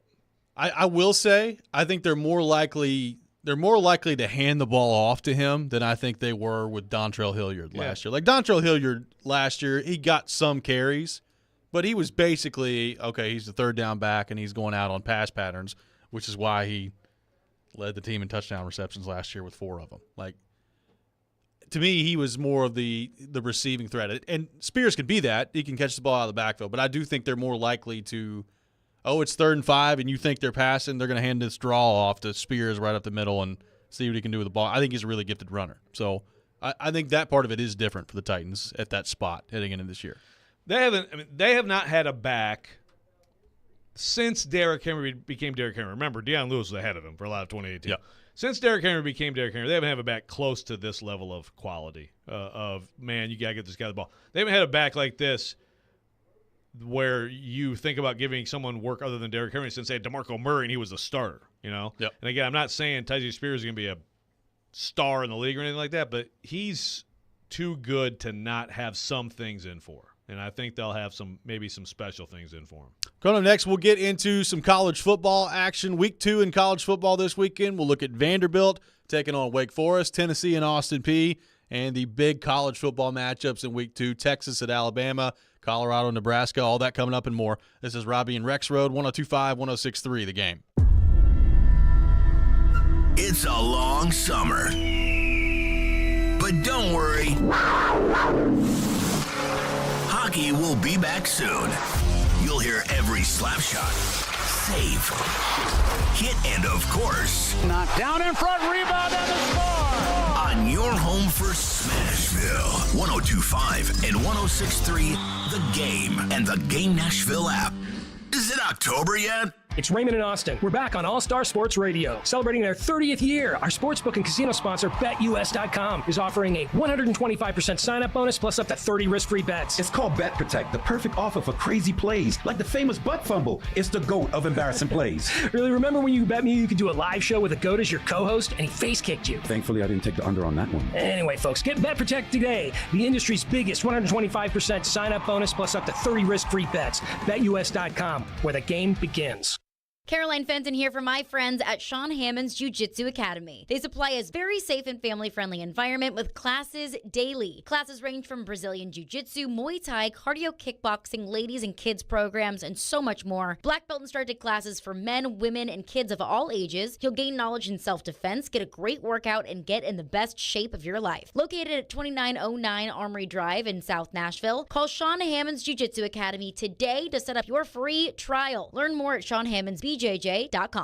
Are you drowning in credit card debt? Want to get cash out of your home's equity? Loan Pronto can do it now in less than a week. Hey, Willie Donick here. That's right. Loan Pronto's Equity Express line of credit just got even faster. You can get $50,000, $100,000, even $200,000 in as little as 5 days. You don't even have to touch your primary mortgage. You can keep that 3% rate intact. Get just the money you need and pay off all those credit cards or get that home improvement project started. With this revolutionary program, you can access up to 90% of your home's value, and in most cases, there's no appraisal. Stop paying insane interest rates to the credit card companies and get tens or even hundreds of thousands of dollars in cash in as little as 5 days. Call Loan Pronto now for the even faster Equity Express line. 615-499-5780. That's 615-499-5780 or go to loanpronto.com. 615-499-5780. Equal housing lender, NMLS 1661781, subject to lender approval. At the Home Depot, Saturdays are about two things: getting projects done right with Behr Premium Plus interior paint and football. That's right, Kirk Herbstreit. And with Behr's wall-to-wall coverage and long-lasting durable finish, you'll spend less time worrying about your walls, which means more time for football. For football. Upgrade your Saturday with Behr and the Home Depot. How doers get more done. The waves were mighty and fierce as could be when my lady and I got lost at sea. We tossed and turned and we nearly drowned when my brave little boat went down. Whoa, whoa, whoa, no, none of that's true. You haven't had a date in a year or two. The sea was calm and the sky was clear and you crashed right into the pier. Yeah, fine. Accidents don't just happen in sea shanties, so Progressive Boat Insurance has you covered. Take as little as 4 minutes to see what you can save at Progressive.com. Progressive Casualty Insurance Company and affiliates, covered subject to policy terms and not available for all boats or in all situations. One is a legendary NFL wide receiver. I gotta be prepared. I have to be ready. One is a legendary Nashville voice. You don't have to rely on carrying the ball 250 to 300 times. And the other has been a legendary trash talker on the playground since the 4th grade. Nobody is a Pro Bowler on day one of rookie minicamp. They are Caroline, Willie, and D-Mace. Weekdays at 11 on 102.5 and 106.3 The Game and the Game Nashville app. Hey Nashville, this is Gary Bettman. You're listening to Nashville's best sports talk, ESPN 102.5 The Game. Welcome back in, Robby and Rexrode, 102.5, 106.3 The Game. Robbie Stanley, Joe Rexrode, Nick Keyser here with you on this Friday morning. Robby and Rexrode presented by TJ Anderson Homes of Benchmark Realty, helping home buyers and sellers in Middle Tennessee for 20 years. Pro Golf coming to Nashville this September 14th through 17th with a Simmons Bank Open at the Grove Club. Texting the keyword golf to 615-737-1025 and enter for a chance to win a weekend pass for 4 to enjoy the event in style, including food and drink. We'll have Pigskin Pick'em coming up at 8:30 on the program here today. Joe Rexrode in first place after 1 week of Pigskin Pick'em. So that's right. Take a screenshot. Enjoy we'll it. see how long that lasts. Jeez, I'm getting shots in on you today. That's fine. That's fine. Make fun. You know, me and the Lions, championship bound. Week 2 of college football coming up this weekend. Vanderbilt on the road at Wake Forest. Tennessee at home hosting Austin Peay. And a couple of really intriguing matchups around college football. One that's underrated that I'm excited to see, Joe. Ole Miss on the road taking on Tulane. Top 25 matchup. We'll see how that goes for Lane Kiffin and company. Should I go to it?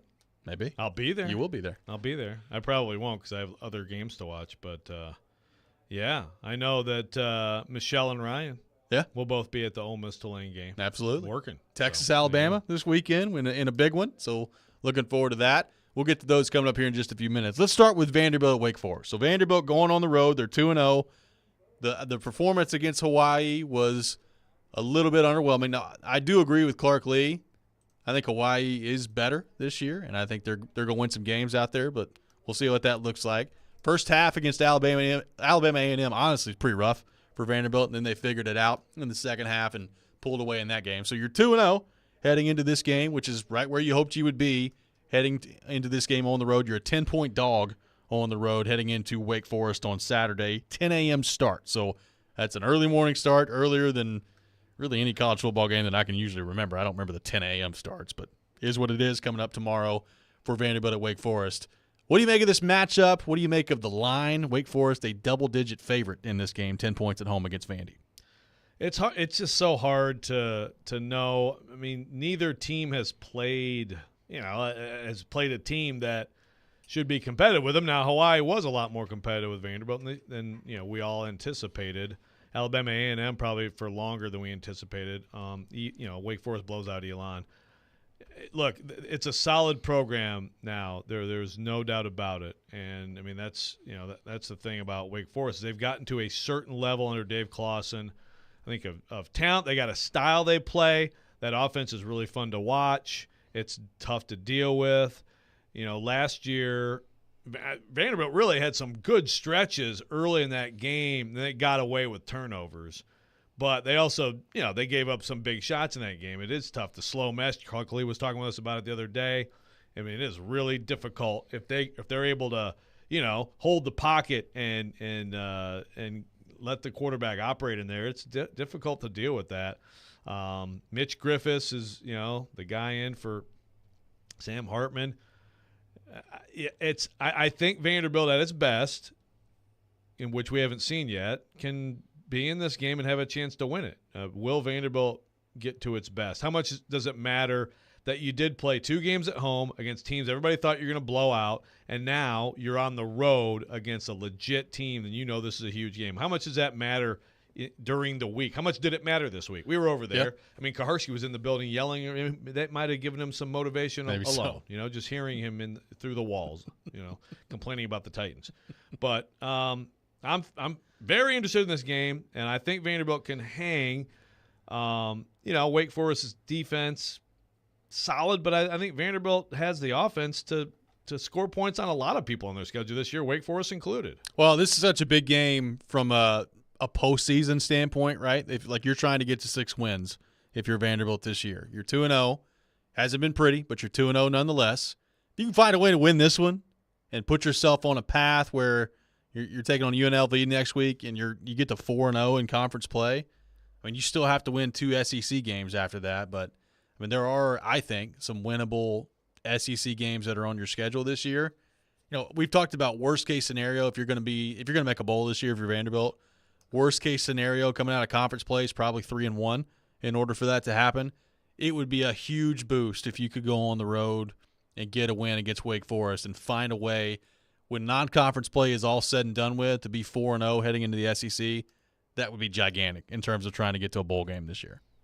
It's going to be hard to do. I mean, it'd be gigantic. Would they be ranked? Wake probably not, because Wake is down, down by perception a little bit this year, but 4-0. But think about the excitement in this town if they got to 4-0. I know. And I think absolutely UNLV and a win there is on the table. So it's not that a big key this week that could really help Vanderbilt is that Darren Agu, according to Clerkley, is supposed to be back. I think he's good chance to be back.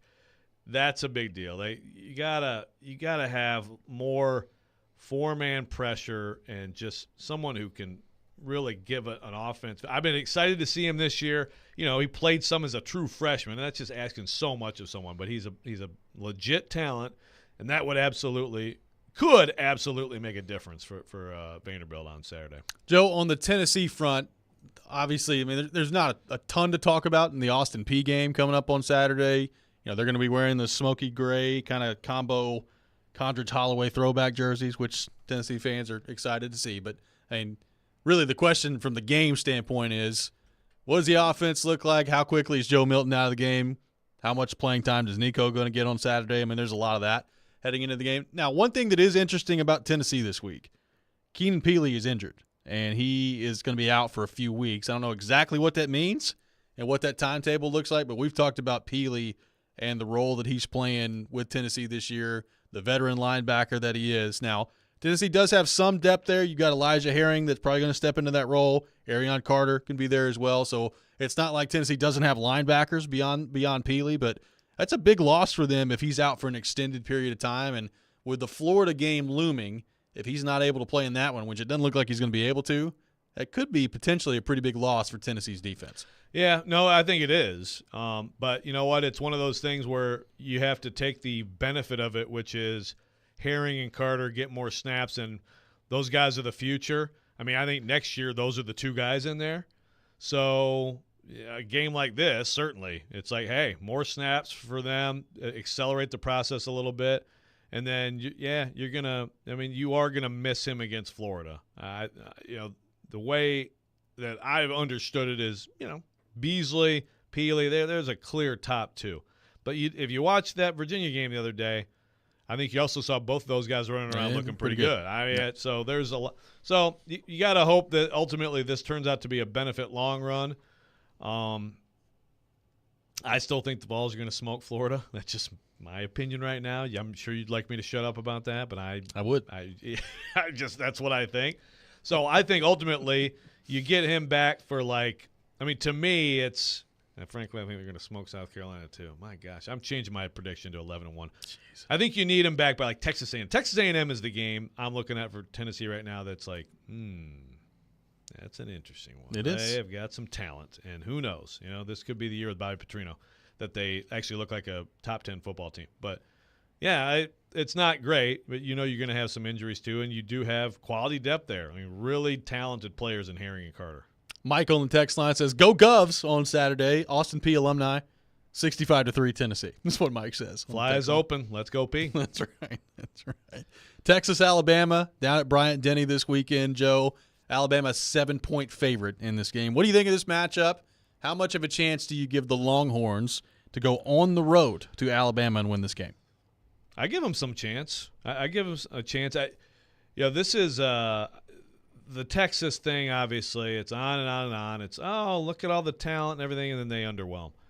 So this would be a huge thing for Steve Sarkisian to get this game. But flip it around and imagine Alabama losing this game. And I know it has been done so many times. I go back to some of those Hugh Freeze upsets of Nick Saban, the dynasty crumbling, all that stuff. And it's always premature. And you look at their roster, we got a loaded roster and all that.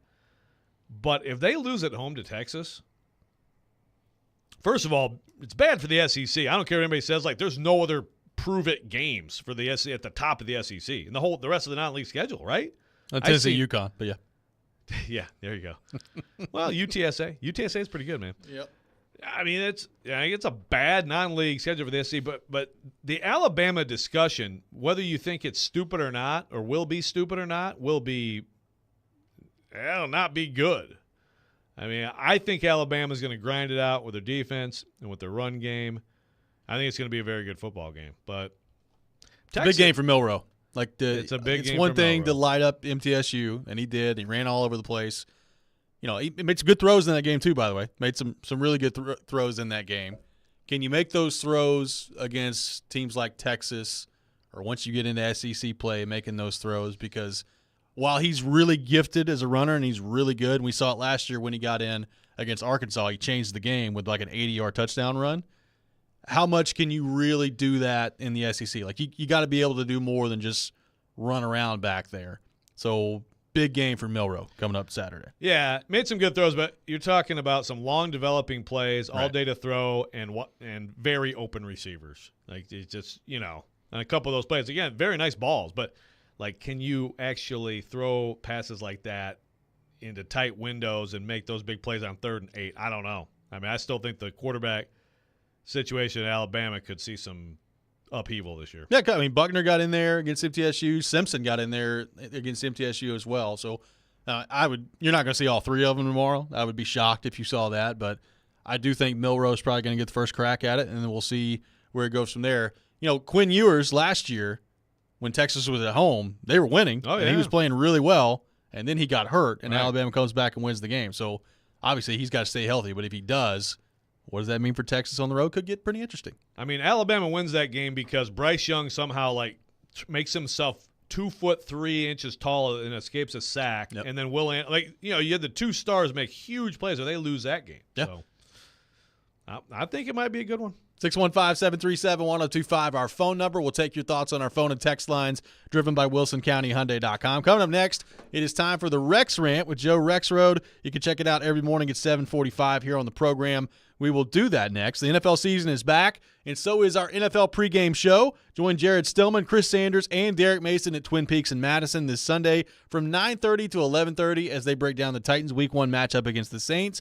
Our NFL pregame show presented by Parman Tractor and Equipment and Beast Unleashed. This is Robby and Rexrode, 102.5, 106.3 The Game. He knows the ins and outs of the Titans and isn't afraid to give his opinion. Traylon Burks needs a massive offseason. He's Jonathan Hutton of Outkick. I don't see how they make a move without going to Ryan Tannehill. Catch him every Monday at 10:30 on Chase McCabe and every Wednesday at noon on Caroline, Willie, and D-Mace. Hutton is on 102.5 and 106.3 The Game and the Game Nashville app. If you compare a diamond from Genesis Diamonds to one you find somewhere else, one thing will always stand out. The Genesis diamond is, well, prettier and more brilliant. We will show you why our diamond's light performance is significantly greater than things you can get elsewhere. Genesis Diamonds Vice President David Cooper. Not just because of the color and the clarity, but because of things a certificate can't tell you. Because of the characteristics, the personality, the material. It's the extra step in quality control that comes from an owner obsessed with perfection. Our owner is incredibly picky when he buys diamonds, searching through hundreds just to get a handful. You will not see diamonds that have the fire at your average mall store or chain store or smaller independent because they don't have the access worldwide like Genesis Diamonds does. Our diamond's light performance, character, and explosive brilliance is bar none the best your money can buy. Don't compromise with a diamond that just looks good on paper. Get a diamond that reflects your love in the best light possible. This diamond has to be spectacular. Genesis Diamonds, Green Hills and Cool Springs. At Mercedes-Benz of Music City, a healthy and productive culture takes a day-to-day discipline. Here's Sam Cavett, General Manager, with a few thoughts. Mercedes-Benz has its standard, and we have Dream Motor Group standards. They're definitely on the same level, but I feel like we challenge ourselves at least as much as Mercedes-Benz challenges us. It's a genuine motivation to take care of customers, and we see it in the customer reviews. Live the dream at Mercedes-Benz of Music City, mbofmc.com.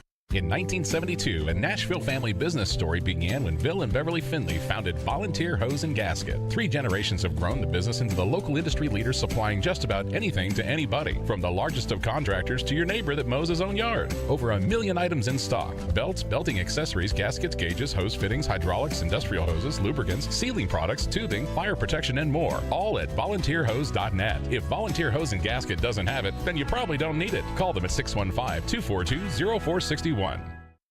Broken bricks, falling fences, damaged doors, Gorilla Glue. Of course. It's incredibly strong and 100% waterproof and bonds, well, virtually everything. While you're at it, look for Gorilla Tape, a heavy-duty double-thick duct tape, and Gorilla Super Glue, great for all your quick fixes and repairs. There's also Gorilla Epoxy, Gorilla Wood Glue, Gorilla Construction Adhesive. Of course. You get it. If you can break it, Gorilla can fix it. For the toughest jobs on planet Earth. Nobody protects you from mayhem like Allstate. I'm the Pee Wee football team you're carpooling to the game, and our backseat practice has your focus off the road. Go long! Not that long. And if you have cut rate car insurance, you'll be stuck on the sidelines for the season. So switch to Allstate. Save $468 and get better protected from mayhem like me. National average annual savings of new auto customers surveyed in 2022 who switched to Allstate. In most states, prices vary based on how you buy. Subject to terms, conditions, and availability. Allstate Fire and Casualty Insurance Company and affiliates, Northbrook, Illinois. New home. New energy. Same Blue Raiders. 99 yards!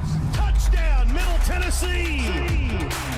Catch every game for MTSU on 93.3 Classic Hits. Coach Rick Stockstill is poised to lead his team to yet another bowl appearance. We're really excited about this opportunity. Your home for the Blue Raiders is 93.3 Classic Hits and the Classic Hits app.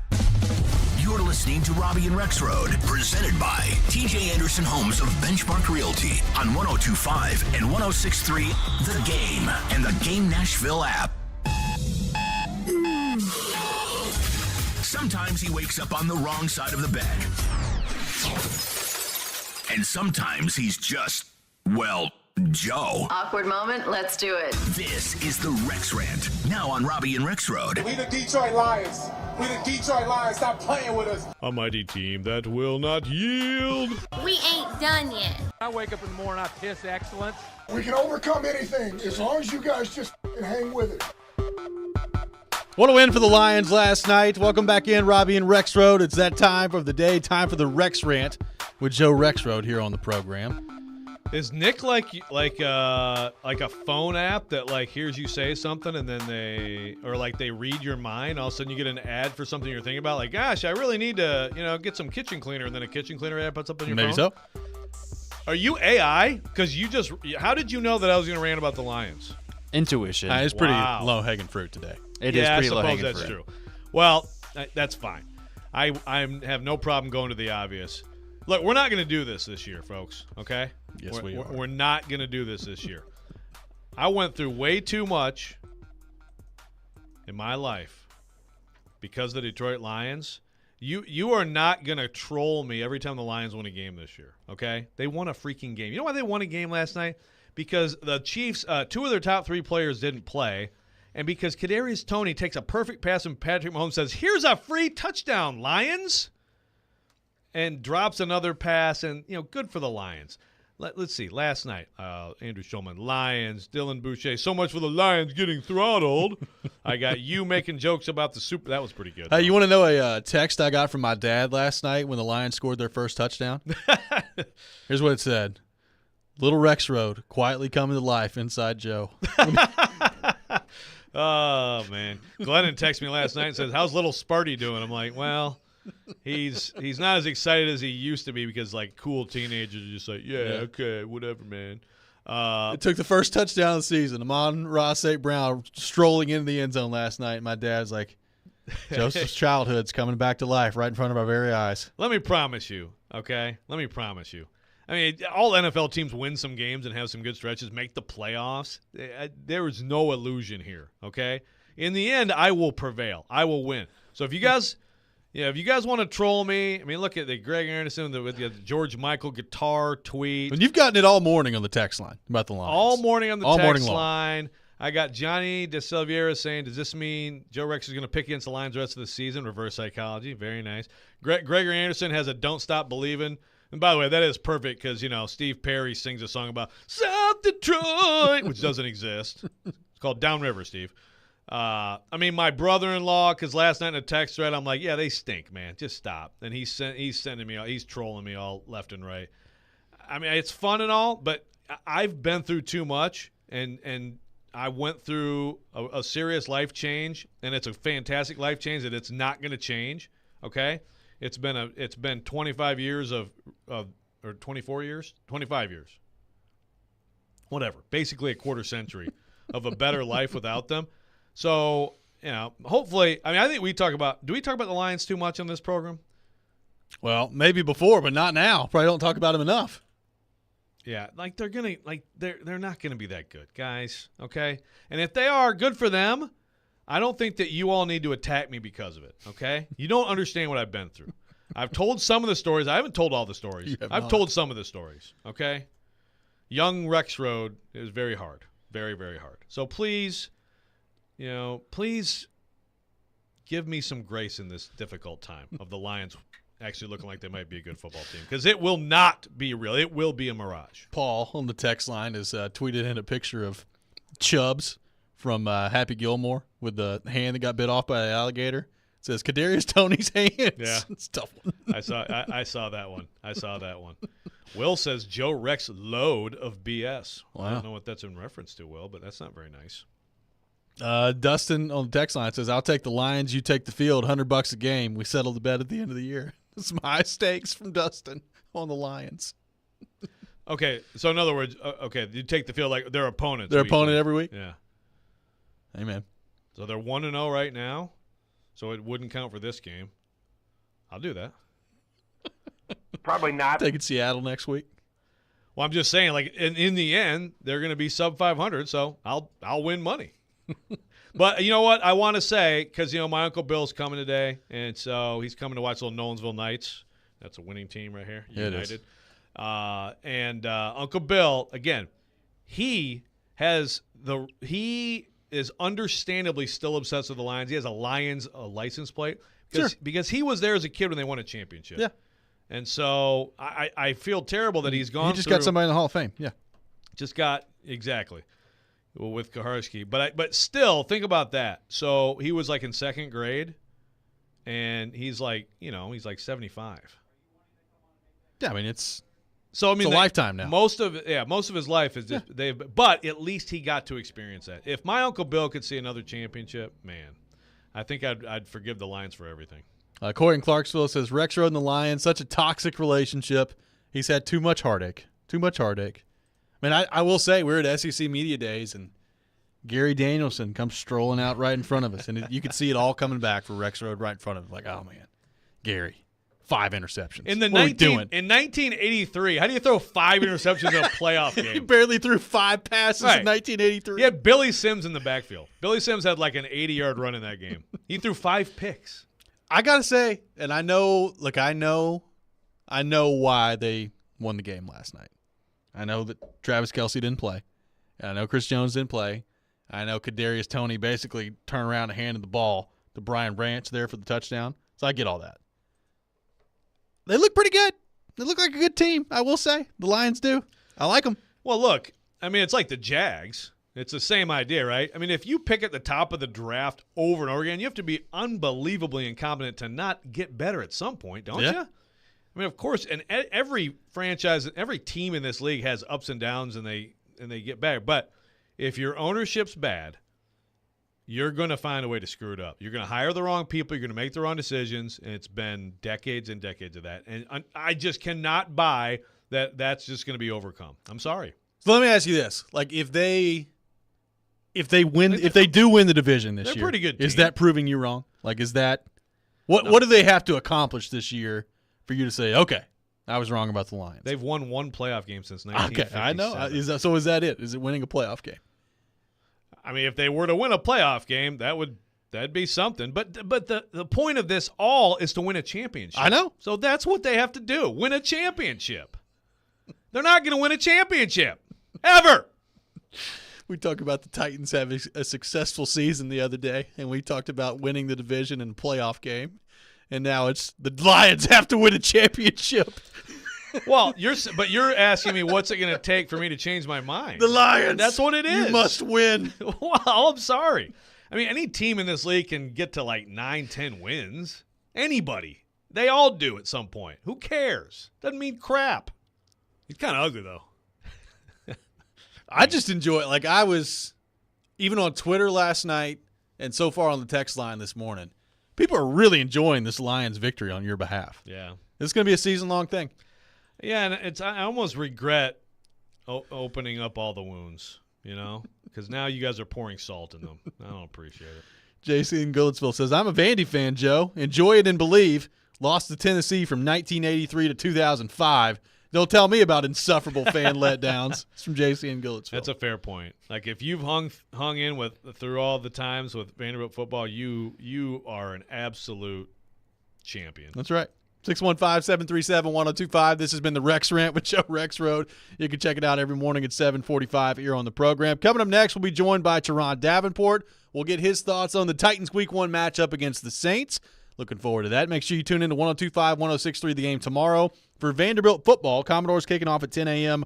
on the road against Wake Forest with pregame beginning at 8:30. You can hear it all on 102.5 The Game, the 102.5 The Game app, or at thegamenashville.com. This is Robby and Rexrode, 102.5, 106.3 The Game.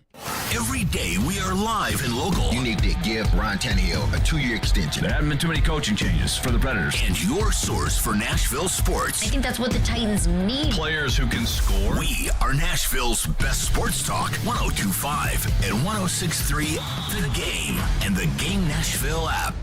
ElectronicExpress.com. We make it happen. The path to the PGA Tour runs through Middle Tennessee. The Simmons Bank Open returns September 14th through 17th as part of the Korn Ferry Tour Finals. Catch all the exciting golf action and still not miss a minute of your favorite team's game in the Arctic Tailgate Village. Swing by the Sand Trap and take your shot at the famous floating Guitar Island Green while grabbing a bite from Hattie B's, Hogwood Barbecue, Dream Burger, and wash it down with a cold fashion from Nelson's Greenbrier. Purchase your tickets now at SimmonsBankOpen.com. Hey, it's Jared from my friends at Hiller. It's about to start getting cooler, and it's time to start thinking about your heating system. You do not want to experience breakdowns when that first temperature drop happens, so it's time to get your heating tune-up taken care of. Luckily, happy half-off month at Hiller. Tune-ups are 50% off. This month, Hiller is making it easier than ever to tackle necessary home replacements by giving you 50% off select add-on items. Hiller Plumbing, Heating, Cooling, and Electrical, proud supporters of the Preds, the Vols, and Vandy. Hiller, call the Happy Face Truck today. Teddy's Tavern, downtown's newest bar with an old Nashville feel, is conveniently located across the street from Bridgestone Arena and just blocks away from the pedestrian bridge. Get a taste of the new brunch menu to fuel your Titans Day pride on game day. Pre-game specials from 9 a.m. till kickoff when the Titans play at home include 2-for-1 draft beers, mimosas, and Bloody Marys. Teddy's Tavern is where you want to be before every Titans home game, so come downtown early and meet me at Teddy's. At Grainger, we're for the ones who pay attention to every little detail, the ones who fuss, tinker, and sweat the small stuff. Because you know the tiniest thing can make the biggest difference when it comes to keeping business moving. We get it. We're the same way, offering access to product experts to help you quickly and easily find what you need. So whatever your industry, you know you're always getting professional-grade products. Call, click Grainger.com, or just stop by. Grainger, for the ones who get it done. At Fisher Investments, our clients know we have their backs. How do your clients know that? Because Fisher Investments is a fiduciary, the highest standard for a financial advisor. It means we're there for our clients and always put their interests first. So wait, you do it because you have to? No, we do it because it's the right thing to do. Our clients trust us with their retirement savings, and we know how important that responsibility is. So we take the time to really get to know them. Get to know them how? We make sure we understand their unique goals, finances, health, family, and lifestyle so we can tailor their portfolio to their specific needs. Our goal is to help them achieve a comfortable retirement. Sounds like a big responsibility. You must make big commissions then, right? No, we don't sell commission-based products. We have one single transparent fee that's structured so we do better when our clients do better. Visit FisherInvestments.com to find out why investors like you are switching to us. Fisher Investments. Clearly different money management. Investing in securities involves the risk of loss. Now, your Game Center update. This Game Center update is brought to you by BetUS Sportsbook, a casino celebrating 30 years by offering the industry's biggest 125% sign-up bonus. Get started at BetUS.com. The Tennessee Titans traveled to New Orleans for Week 1, and before hitting the road, defensive coordinator Shane Bowen weighed in on getting the season started on defense. Real ball now, right? It's no more preseason. They all count now, so hopefully we can make some strides in the passing game. We got big tests out the gate, right? They got good playmakers on the outside, obviously an experienced, talented quarterback. And Cincinnati Bengals quarterback Joe Burrow agreed to a record-breaking 5-year deal worth $275 million. He's now the highest-paid player in NFL history, going into his 4th season this fall. And back at Arrowhead Stadium last night, Chiefs quarterback Patrick Mahomes had his 20-touchdown streak in season openers broken as Brian Branch executed a pick-6 on the 2022 MVP. You're listening to 102.5 and 106.3 The Game. For more, follow us on Twitter at 102.5 The Game or visit thegamenashville.com. Live from the Hiller Plumbing, Heating, Cooling, and Electrical Studios. WPRT-FM Pegram, WPUC HD2 Laverne. Ross Chastain will be first to finish in the Ally 500 at Nashville Super Speedway. Nashville's exclusive home for NASCAR. 102.5 and 106.3. Checkered flag is in the air. Man, this is a win in the cup race. The Game. A Cromwell media station. Mixing sports and a little bit of fun. This is fun. On your morning drive. This is Robby and Rexrode. With Robby Robbie Stanley and Joe Rexrode, presented by TJ Anderson Homes of Benchmark Realty on Nashville's best sports talk, 102.5 and 106.3 The Game, and on the Game Nashville app. Ladies and gentlemen, it's showtime. ESPN's Turon Davenport, Talking Titans, now on Robbie and Rexrode on ESPN, 102.5 The Game, and the Game Nashville app. We have made it to week one. It is that time of the week to welcome in our friend Teron Davenport, ESPN NFL Nation Titans reporter, host of Talking with TD, to the program on our 102.5 The Game phone line, driven by WilsonCountyHyundai.com. TD, good morning. How are you doing in advance of week one? Head down to New Orleans this weekend. Hey, good morning. Everything's good, man. It's a beautiful day, and we got one more day of practice, and then it's off to New Orleans. Yep, going to be a lot of fun. TD, I know it's officially football season when Whiteboard Wednesdays returned. Enjoy your Whiteboard Wednesday this week, breaking down the matchup for the Titans with Michael Thomas and Chris Olave. So looking at that side of the ball to start with, what do you think is the biggest challenge for the Titans defending against those two? Obviously, we know what Michael Thomas has been throughout his career when he's been healthy. He has not been healthy the past few years, but Olave, a great rookie season a year ago. What about the challenge for the Titans defending those two coming up on Sunday? Yeah, I think the main thing is they have to make sure that they keep everything in front of them. You know, Michael Thomas is not exactly the best yards after the catch receiver, but he's strong. He has a lot of play strength. So when he catches the ball, you got to tackle him. And Olave is just explosive. So you definitely have to make sure that you don't let him get behind you and give up that big explosive play. And you can't forget about Rashid Shaheed. He's another guy who, he has a lot of speed there, and he's a big playmaker as well. What do you think of Derek Carr, TD? Derek Carr as a quarterback right now in this league, I thought he was really good 2 years ago. A lot of things went wrong last year. But where do you think he is, and how much of a problem could he be for the Titans? Yeah, I think Derek Carr is a quarterback that's similar to Ryan Tannehill and Kirk Cousins, just as far as like they're universally viewed as like not the best quarterbacks, but like that 15 to 20 tier. But when you talk to people that have actually played alongside of them, they have a lot more value to them. So I thought it was interesting the Raiders did what they did as far as like jettisoning him to the Saints, but I think he's a good quarterback. You look at the way he's able to spread the football around. He's mobile. He's one of those guys where you can have him throw 35 to 40 times and get some production. TD, Arden Key, obviously good news for the Titans this week. He's been a full participant in practice throughout the week. What are your expectations for him, having seen him in camp now, entering into a starting role for the first time in his career this season? Yeah, I think 8 to 9 sacks is reasonable for him. And, I mean, he's had 7.5 before in a reserve, like, situational role. The main thing is just going to be to keep those guys fresh, and that's why they'll have that rotation. But he'll play inside and outside as well. They like him as an interior rusher because they like to let his length work against the opposing interior offensive linemen. So you'll see that. He's actually pretty good against the run, too. I'm expecting a big season. I think that Titans front overall is going to be solid. So, TD, we were talking earlier about, guys who just this game is big for. And obviously this season is big for a lot of guys, just like on any team. But I look at Christian Fulton. I'm excited to see him play. You mentioned the matchups. I mean, the Saints are a challenge, for sure. What do you think we're going to see from Christian Fulton this year? And would you agree, this is kind of a big sort of debut of what he's trying to be as a player? Obviously, some of it is just staying on the field all year, and we're just going to see how that unfolds. But where do you think he is right now? Yeah, it's a big debut for him, just a kind of re-put together version of him as far as what he did in Miami with the trainer, et cetera. But it's also a homecoming. He's from right across the bridge there. You know what I mean? That's his spot right there. So that's big for him as well. I think as far as what you'll see, the main thing is I think a more consistent and confident player.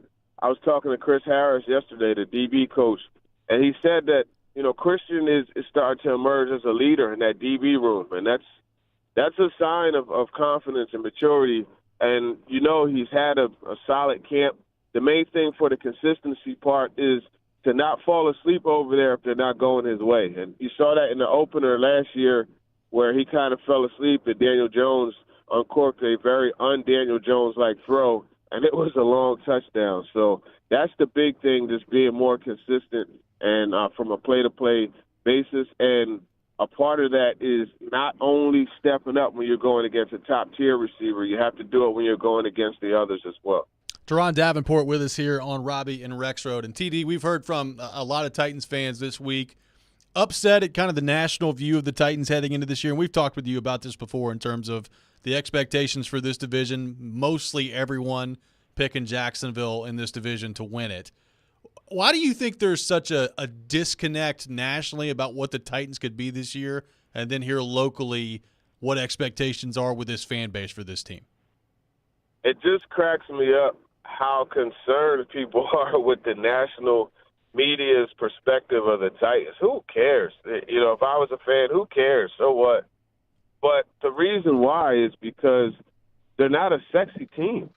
That's really the bottom line. And you look at the star power, it's not there, right? You have stars in Simmons and Derrick Henry and Tannehill and DeAndre Hopkins, but, I mean, a lot of teams have more stars, so they're more attractive to the national media. And then also the way that they win games, the way that they play. Like, they don't blow the scoreboard up. They just play sound, outstanding football that the purest of football fans will appreciate. The purest of media will appreciate. But unfortunately, we're in a day and age where it's all about putting up 40 points, and who cares about defense? And that's why they're not the most popular team. So, speaking of that, obviously 17 points a game is not going to cut it. I mean, I agree. Like, they've been, you know, more of a, I guess, old school team, obviously, the last years, but they also, I mean, they were fourth in the league in scoring not too long ago, and last year I think they were 30th. What do you think is what's realistic in terms of trying to get back at least into the 20s with this offense this year? I mean, where do you think they need to get when you pair it with that defense for this team to win the AFC South? Yeah, I think 10 to 15, that's where they need to be. And that's not a tough thing for them to do because they already showed last year they could run the football still. Like, that's just going to be what they're able to do. And they had that occasionally solid passing game. They need to get more consistent there, and that's where DeAndre Hopkins comes in. I mean, he had more in 9 games last year. He had more 100-yard receiving games than the whole Titans receiving core had throughout the year. Because he had 3 and they had, or 4 rather, and they had 2. So that's something that has to improve, and I think it will when you have Hopkins in there. And then you have a Conquo playing more and Traylon Burks, you know, maturing the way that he has. So that's really what they have to do. I mean, and it's mainly not, you know, having those droughts in the second half of games. That's where the big problem was. I mean, it was 4.5 out of those 17 points were coming in the second half, which you're not going to win too many games that way. TD, how many touches do you think Spears gets on Sunday in this game? I would say 5 to 10 touches, you know, not including special teams. I think there's going to be opportunities for him running the football, but more importantly, catching it. But it's tough this week because of that matchup with Demario Davis, excuse me. He's really good in coverage, so we'll see. But I would say 5 to 10 is where he should be. What's your comfort level with Nick Folk, and how big is this game for him? Well, the good thing is it's inside, you know, so you do have that benefit of being indoors and not have to worry about weather conditions. You're kicking on the turf there. Comfort level, I mean, listen, you know, he was 4 out of 5 from 50-plus last year. You know what I mean? So my thing is this, right, because Jared keeps mentioning this radio friend in Boston. This is the same dude that is screaming, fire Belichick. Like, certain people just have ridiculous takes. And whatever this guy said, apparently he said, you know, anything plus 50, good luck. Well, I'll take the luck of 4 out of 5 being good for plus 50. So me personally, if I was, you know, if I had a horse in the race, I wouldn't be concerned about Nick Folk and his ability to kick. Yeah, but TD, Jared went to the film too, and he didn't like the trajectory of the kicks. So let's. And he tried that with me, and I said, "Hey, look, did it go in?" And he said, "Yeah." And I said, "Well, what's the difference?" You know, sometimes we try to overspeed split hairs, and it's not necessary. It went in, so, it's good. All right, TD, who do you think wins this game on Sunday? Yeah, I think the Titans win the game. I definitely do. I just look at and what I asked Derrick Henry yesterday about going into those hostile environments and having that first drive, and it featured him, and they shut the crowd up, and he smiled. So I think that's exactly what they were going to do, and that's why I asked that question. And that will help right from the start, you know what I mean? And they get off to a lead, and they're able to just, sand the rest of the game away. I think they'll be in good shape and win. Well, TD, enjoy yourself in New Orleans. Glad that week 1 is finally here. Have fun down there, and we'll talk to you next week. Thanks. Appreciate it. Take care. Absolutely. Teron Davenport, ESPN NFL Nation Titans reporter, host of Talking with TD, our guest here on Robby and Rexrode, joins us every Friday morning at 8 o'clock. We'll continue to look ahead to the Titans and the Saints coming up next. Weekend winners at 8:30 on the program today as well. I got A54. Thank you. A54. Ooh, look at you. Rexrode flying in luxury tomorrow to New Orleans. This is Robby and Rexrode, 102.5, 106.3 The Game. 94.9 The Fan is your home for Hit City. Tonight, your Nashville Sounds continue their 6-game series at First Horizon Park against Memphis. He gloves, grabs, guns, gets him, and the Sounds win again. Pre-game at 6:20. Nashville Sounds baseball on 94.9 The Fan and the Fan app. Hey, Sounds fans, Jeff Hem here with your Nashville Sounds update on 102.5 The Game and 94.9 The Fan. The Sounds and Memphis Redbirds continue their 6-game series tonight at First Horizon Park, and the Sounds have taken the first 3. Last night, it came in dramatic fashion. Down 3, bases loaded, 2 outs in the 8th. Abraham Toro delivered. Toro lines one, right center field, in the gap, a base hit all the way back to the wall. It's going to score 3. Toro around second, heading for third. He's got a triple, and this game is tied. Toro tied it there in the 8th, and Monte Harrison had the walk-off single in the bottom of the 9th as the Sounds won their 3rd in a row over their intrastate rivals. Jansen Junk gets the ball tonight in Game 4. The pregame on 94.9 The Fan at 6:20, and the first pitch at 6:35 with Jake Lyman on the call. This is Jeff Hem with your Sounds update on 102.5 The Game and 94.9 The Fan. There are ordinary hotels, and there's the Four Seasons. There are ordinary cars, and there's the Rolls-Royce. There are ordinary handbags, and there's Gucci. There are ordinary engagement rings, and there's Genesis. A Genesis diamond ring is unlike any other. Artistic, innovative design, handcrafted precision, exceptional detail and quality. This is why people who work at other jewelers come to Genesis for their rings. A Genesis ring is considered the gold standard in bridal, with no compromises, no cut corners, nothing short of perfection. We have the look, the style every woman dreams about. At Genesis, you'll find dozens of exclusive world-class bridal designers who are revered for their attention to detail, exceptional vision, and superior craftsmanship. A Genesis ring rises to the occasion, reflecting her style, her unique personality, her confidence, her individuality. In a world filled with ordinary, for this moment, choose extraordinary. Choose Genesis. Genesis Diamonds, Green Hills, and Cool Springs. Get in zone, AutoZone. AutoZone is more than a parts store. It's where we help you solve problems like, sorry I'm late, my battery died. And I need a jump again. At America's #1 battery destination, you can find the right battery at the right price with options starting at only $89.99. And we offer free battery testing and charging whenever you need it. Get the parts and help you need to get the job done right at AutoZone. Get in zone, AutoZone. Restrictions apply. Football is back, and NFL Plus has you covered. Get NFL Plus, and you'll never miss a moment of live football action this season. With live, local, and primetime games on mobile, NFL Network, NFL Red Zone, live game audio, and more, all in one place. That's right. This season, get NFL Red Zone and NFL Plus Premium so you never miss a touchdown. That's every touchdown from every game, every Sunday during the regular season, across devices. Sign up today at plus.nfl.com. Terms and conditions apply. Anyone want to tell me what happened? Did you miss any of today's show? It's okay. It's fine. Don't worry. Subscribe to the Robby and Rexrode podcast on Apple, Spotify, and other podcast platforms, or by going to thegamenashville.com. All right, I'll give it a shot. Good morning. Good morning. You're locked into Robby and Rexrode, presented by TJ Anderson Homes of Benchmark Realty. I have the radio on. I'm listening to 102.5 and 106.3 The Game and the Game Nashville app. What do you think of Derek Carr, TD? Derek Carr as a quarterback right now in this league, I thought he was really good 2 years ago. A lot of things went wrong last year. But where do you think he is, and how much of a problem could he be for the Titans? Yeah, I think Derek Carr is a quarterback that's similar to Ryan Tannehill and Kirk Cousins, just as far as like they're universally viewed as like not the best quarterbacks, but like that 15 to 20 tier.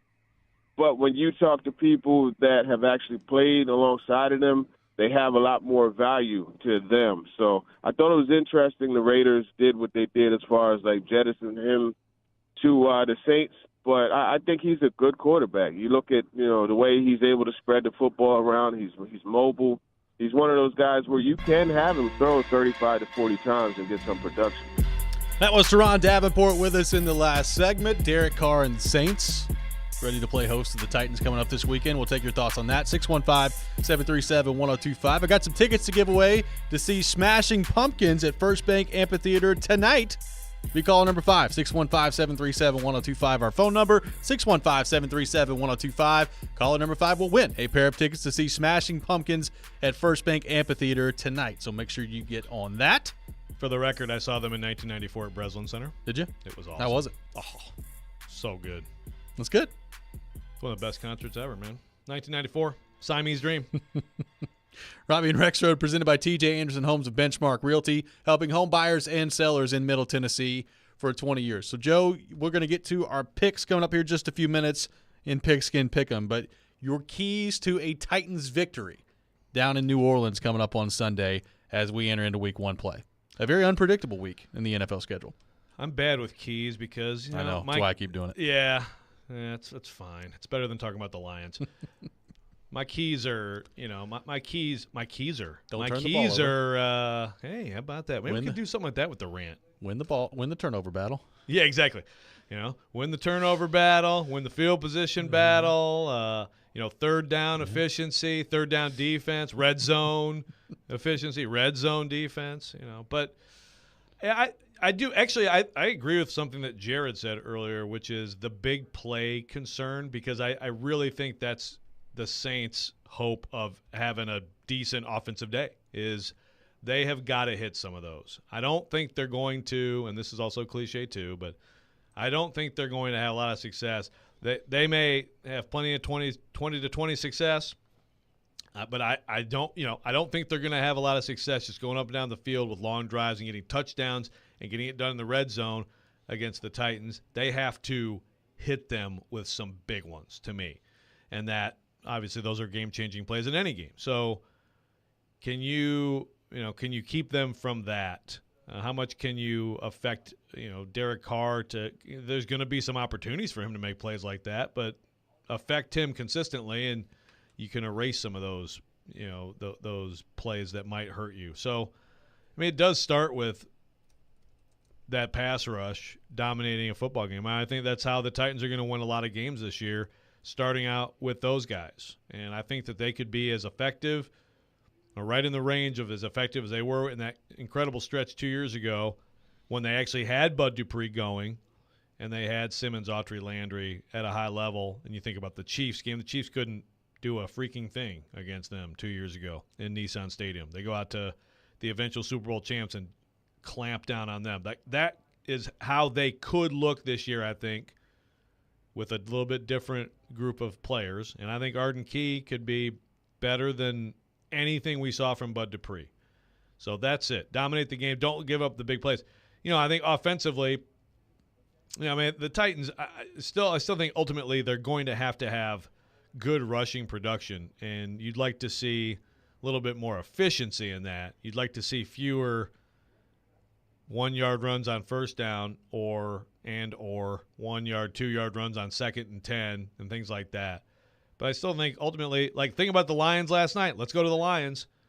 They actually couldn't get much going at all with their offense, even with Chris Jones off the field. But in the fourth quarter, they did start to impose their will on the Chiefs. It was pretty easy to see.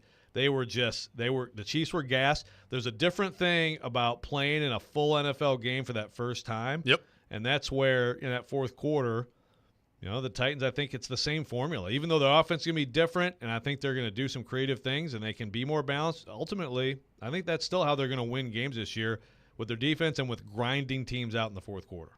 To me, this is a classic game, I think, of where you got to stay ahead of the chains. And we talk about not being predictable offensively. I think that's a big part of it. Like, you can't get into 2nd and 9, 3rd and 8 very often against this defense with that offensive line. So whether that means throwing the ball more often on first down than maybe we're used to seeing for the Titans, whether that means, dialing up some different things, keeping the defense on their toes, it's an important game to me to stay ahead of the chains, make sure you don't get into very many, obvious passing down situations. You're going to have some of those, like you're going to have some 3rd and longs on Sunday that you got to find a way to convert, but the unpredictability of the offense, that's been such a theme. Vrabel talked about that at the beginning of the offseason last year of how he felt like they were a little bit too predictable and wanted to get more unpredictable. Some of that's personnel, right? Like Chikakonko, we talked about him the other day. Got to be a little bit more versatile in what you're doing out there. Some of that is play calling. We're going to get our first look at Tim Kelly and the Titans as in his role with the Titans offensive coordinator on that on Sunday. But staying ahead of the chains and leaving your playbook open, like you having your chance where it's 3rd and 4, where maybe it is a passing situation, but there is the threat to run the ball out there. Kuharski talked about the other day, like if you get into more 3rd and short situations this year, do you have to take Derrick Henry off the field as much as they did last year in some of those situations? I mean, if it's 3rd and 2, I'd like to see Derrick Henry on the field a little bit more. So if you can keep your 3rd downs manageable in this game and not have to ask your offensive line to protect for these long developing routes down the field. Now, having said that, I mean, there's going to come a point in this game and every game, Joe, in my opinion, where they need to take some shots down the field and try to stretch the defense and see what Burks and Hopkins can do down the field. But I'd feel a whole lot better about this offensive line if you weren't asking them on a drive-by-drive basis to hang back there and pass block when it's 2nd and 10, 3rd and 10, and try to pick up the chains that way. It's just hard to do. And look, this place is – I mean, this is an old-school dome, This is an old-school dome and it gets loud, and it's the opener. And, look, even though I don't think it's a great team in New Orleans, I think these fans are signing up to cheer for a division winner this year. They're going to be fired up. New quarterback. Yeah, it's going to be fantastic. And so you get to those obvious 3rd and 8, 3rd and 9s, and it's going to be ear-splitting. So you want to – I'm with you. You want to avoid that as much as possible.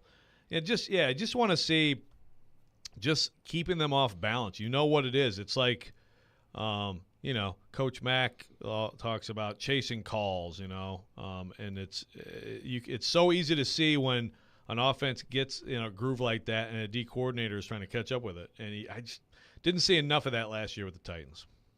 I'm looking forward to it coming up on Sunday. Joe, more than anything, we've had an entire offseason's work of talk of what are the Titans going to look like? What's the offensive line going to look like? All these things. And we start to get our answer on Sunday. I'm excited to have some real football to talk about on Monday. Yeah. I mean, we got the Titans to talk about. I mean, I was going to say – never mind. I was going to say we have a Lions game too, but we don't have a Lions game. No, so this Lions. is the one Monday that we can focus on the Titans. That's right. We can focus on the Titans this Monday. Now, following Mondays, maybe half an hour for the Titans and then mostly Lions after that, no question. We are your racing station, 102.5, 106.3. The Game is Nashville's home for NASCAR. Tune in this Sunday for the Hollywood Casino 400 at Kansas at 1 p.m. NASCAR on 102.5, 106.3. The Game is presented by O'Charlie's. Coming up next, it's time for Pigskin Pick'em, Week 2 of college football, Week 1 of the NFL. We'll get into those matchups next. This is Robby and Rexrode, 102.5, 106.3. The Game. He breaks down every game. The players are still going to be fine. And knows the ins and outs of the two-tone blue. They deal with their own position coaches. He is ESPN NFL Nation Titans reporter Teron Davenport. It's clear what he's doing. TD joins every Monday at 1, Thursdays at 3, Friday mornings at 8, and anytime on the Talkin' with TD podcast. I think that's really cool how he could show both sides. TD is on 102.5 and 106.3 The Game and the Game Nashville app. Willie Nelson and family are on the road again, live in concert. On the road again. With Bobby Weir and Wolf Bros, featuring the Wolfpack. Esau holds a blessing. Brother Esau. Particle Kid, and more.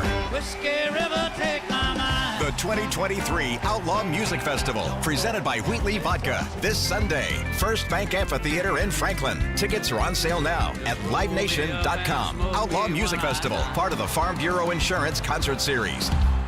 Hey, it's Jared from my official sportsbook app, the FanDuel Sportsbook app. Get ready for the NFL season with incredible offers from FanDuel, America's #1 sportsbook. Right now, new customers can bet $5 and get $200 in bonus bets guaranteed. Plus, all customers who bet $5 will get $100 off NFL Sunday Ticket from YouTube and YouTube TV. And you can bet on everything from spreads to player props and so much more. So visit FanDuel.com/JGM and kick off the NFL season with an offer you do not want to miss. FanDuel, an official partner of the NFL. 21 and over and present in Tennessee. First online real money wager only, $10 deposit required. Bonus issued as non-withdrawable bonus bets that expire 7 days after receipt. Restrictions apply. See terms at FanDuel.com/sportsbook. Gambling problem? Call the Tennessee Red Line at 1-800-889-9789. NFL Sunday Ticket offer ends 9/18/23. No refunds. Terms and embargoes apply. $100 off NFL Sunday Ticket, not YouTube TV. YouTube TV base plan required to watch YouTube TV. Redemption requires a Google account and current form of payment. Commercial use excluded. Subscription renews. Cancel anytime.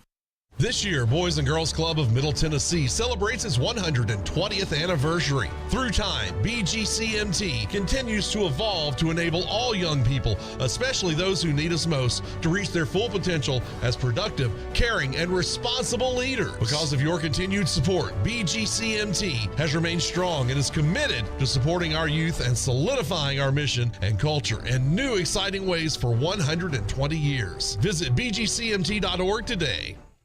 Diabetes, high blood pressure, anxiety meds, everyone's on them. If you're a 50-year-old male, maybe a bit porky, and you may even have type 2 diabetes, $1 million of term insurance may only cost you about $200 a month. Call Term Provider. Speak with Big Lou at 800-511-3535. Big Lou will find a term life policy for you even if you have type 2 diabetes, are overweight, or have high blood pressure. Term Provider has helped thousands of people like you who think they can't afford term life insurance. To buy $1 million of affordable term life for you, all you need to do is call Big Lou at 800-511-3535. Lou will make sure the scales are tipped in your favor. Call 800-511-3535. Big Lou will answer your call and work to fit you into a term life policy that you can afford. Remember, Big Lou's like you. He's on meds too. Call 800-511-3535, 800-511-3535, or biglou.com. If it's important to Nashville, I'll put it out right now. It's important to Jared Stillman. Like, that's it. He's not afraid to ask the tough questions. Something is going on, and the question is, what does it mean? Or give the strong opinion. And just needed the bozo offensive coordinator to stop ruining the quarterback. Stillman and Company. Weekdays at 2 on 102.5 and 106.3 The Game and the Game Nashville app. Hey, this is Jordan Rogers, and you're listening to Nashville's best sports talk, 102.5 The Game. Now, it's time for Pigskin Pick'em with Robby and Rexrode on ESPN, 102.5 The Game, and the Game Nashville app. It is that time of the week, time for Pigskin Pick'em here on Robby and Rexrode. Week 2 of college football, week 1 of the NFL finally upon us. And, Joe, last week 1 of our competition in Pigskin Pick'em is in the books.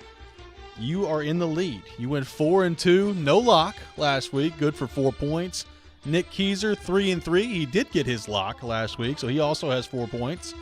And myself, 3-3, no lock as well. And dead last place, 3 points. Now, having said that, we all win at least 500 in week 1, which we've had way worse weeks than that before. So a good start to Pigskin Pick'em here on the program. Joe Rexrode, you're in first place. Is there anything you'd like to say?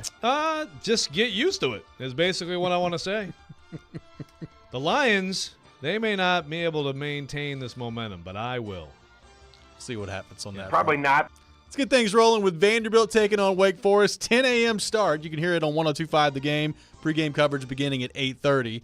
Wake Forest, a 10-point favorite in this game at home. Joe Rexrode, who do you have, Vanderbilt or Wake Forest? Wake Forest -10. Well, I mean, I called the shot earlier, Vanderbilt pulling the upset, so I'm going to stick with that. I'm going to take the 10 points. Look, we haven't seen a level of football from Vanderbilt yet that would win a game at Wake Forest, but that happens sometimes. And I think that they're going to put it together this week. And ultimately, I think that the passing offense, A.J. Swan getting hot and throwing to those receivers, Will Shepard and all those guys, is going to be the difference in this game. Huge win for Vanderbilt. Nick Keiser, Vanderbilt taking on Wake Forest. Wake Forest favored by 10 in this game. So I'm going to be taking Wake Forest. I would also like to be taking the under on this for sure. But you can do that later if you'd like. Okay. That's not a part of this pick. Okay. But, yes, I'm still getting used to pigskin pick'em. It's not what I'm used to whatsoever, so thank you for the reminder. But, yes, I will be taking Wake Forest. Do you have any props you'd like to throw in the third quarter? No. You can do that, too. Not really. Actually, can you do props? We don't do props. No. Yeah. Not in college. Yeah. No thanks. All right. Robbie? So Nick going with Wake Forest. I'm going to go Wake Forest minus the 10 as well. Vanderbilt, I just don't trust them yet. And they're a team that's going to have to build my trust in them as the year goes along.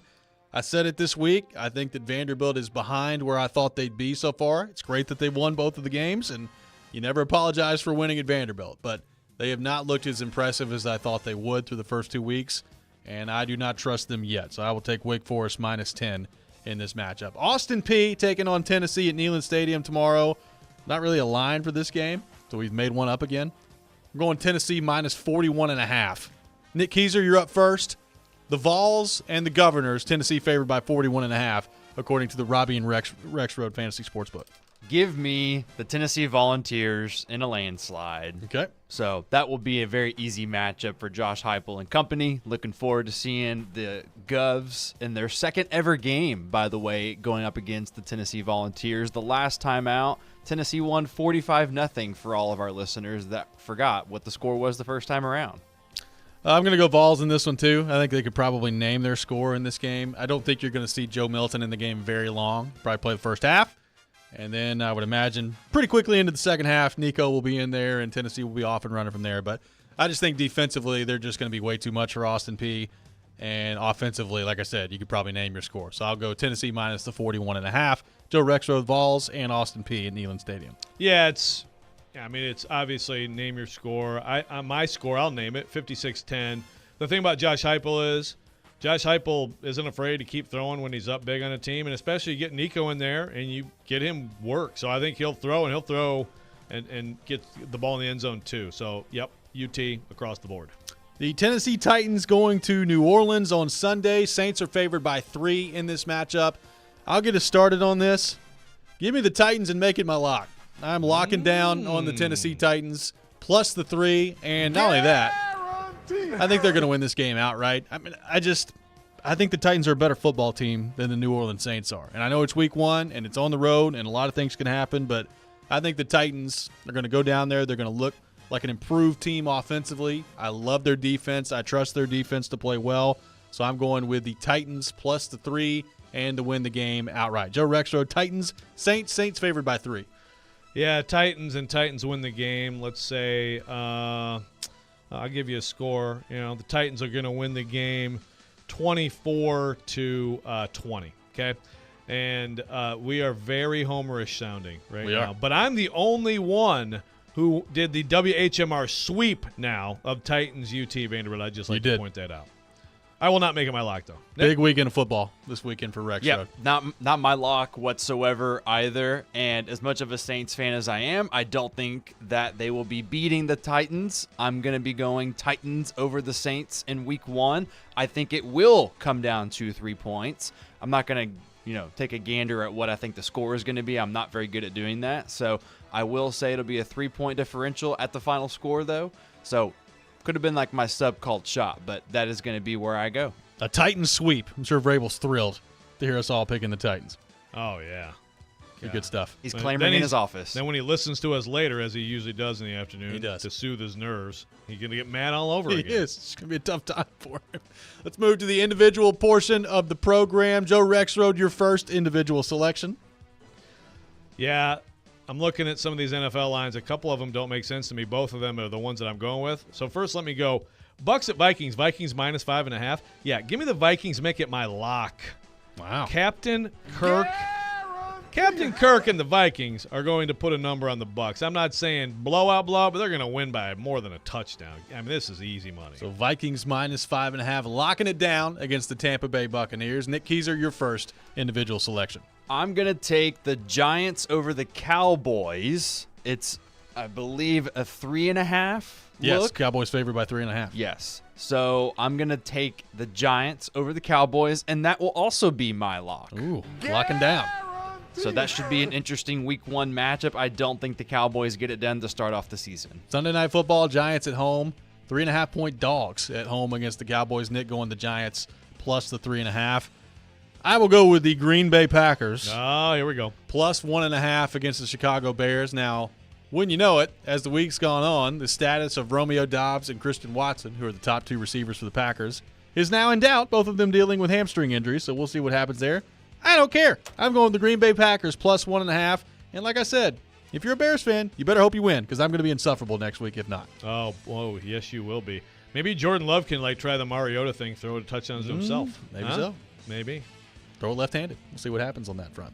Joe, your second individual selection. Well, that's the other one. Nick, you hit on the other one that makes me scratch my head a little bit. The fact that the Giants are 3.5-point dogs at home in a primetime game against Cowboys. I'm also going Giants. I like the Giants. I think I like the Giants to win out, but I think it's going to be within that 3 range. Same. I'm going Texas, Alabama for my second pick. Bama favored by 7 in this game on the FanDuel Sportsbook.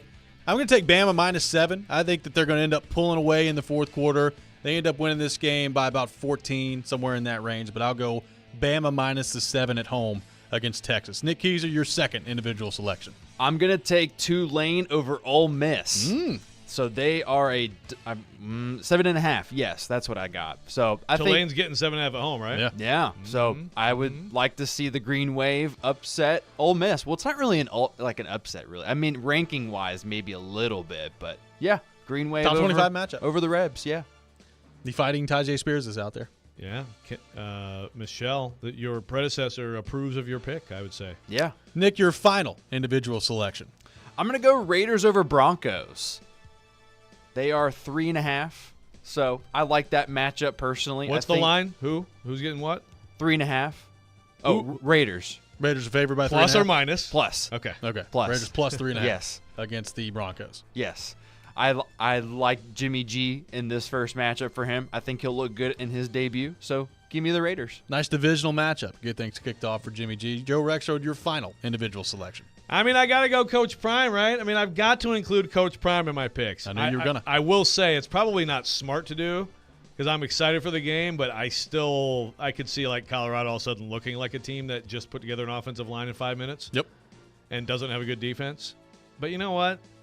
I mean, Nebraska under Matt Rule, like the exact same crap that they had under Scott Frost. I mean, it's the same stuff. You find a way to make some ridiculous mistakes and lose a game you should win.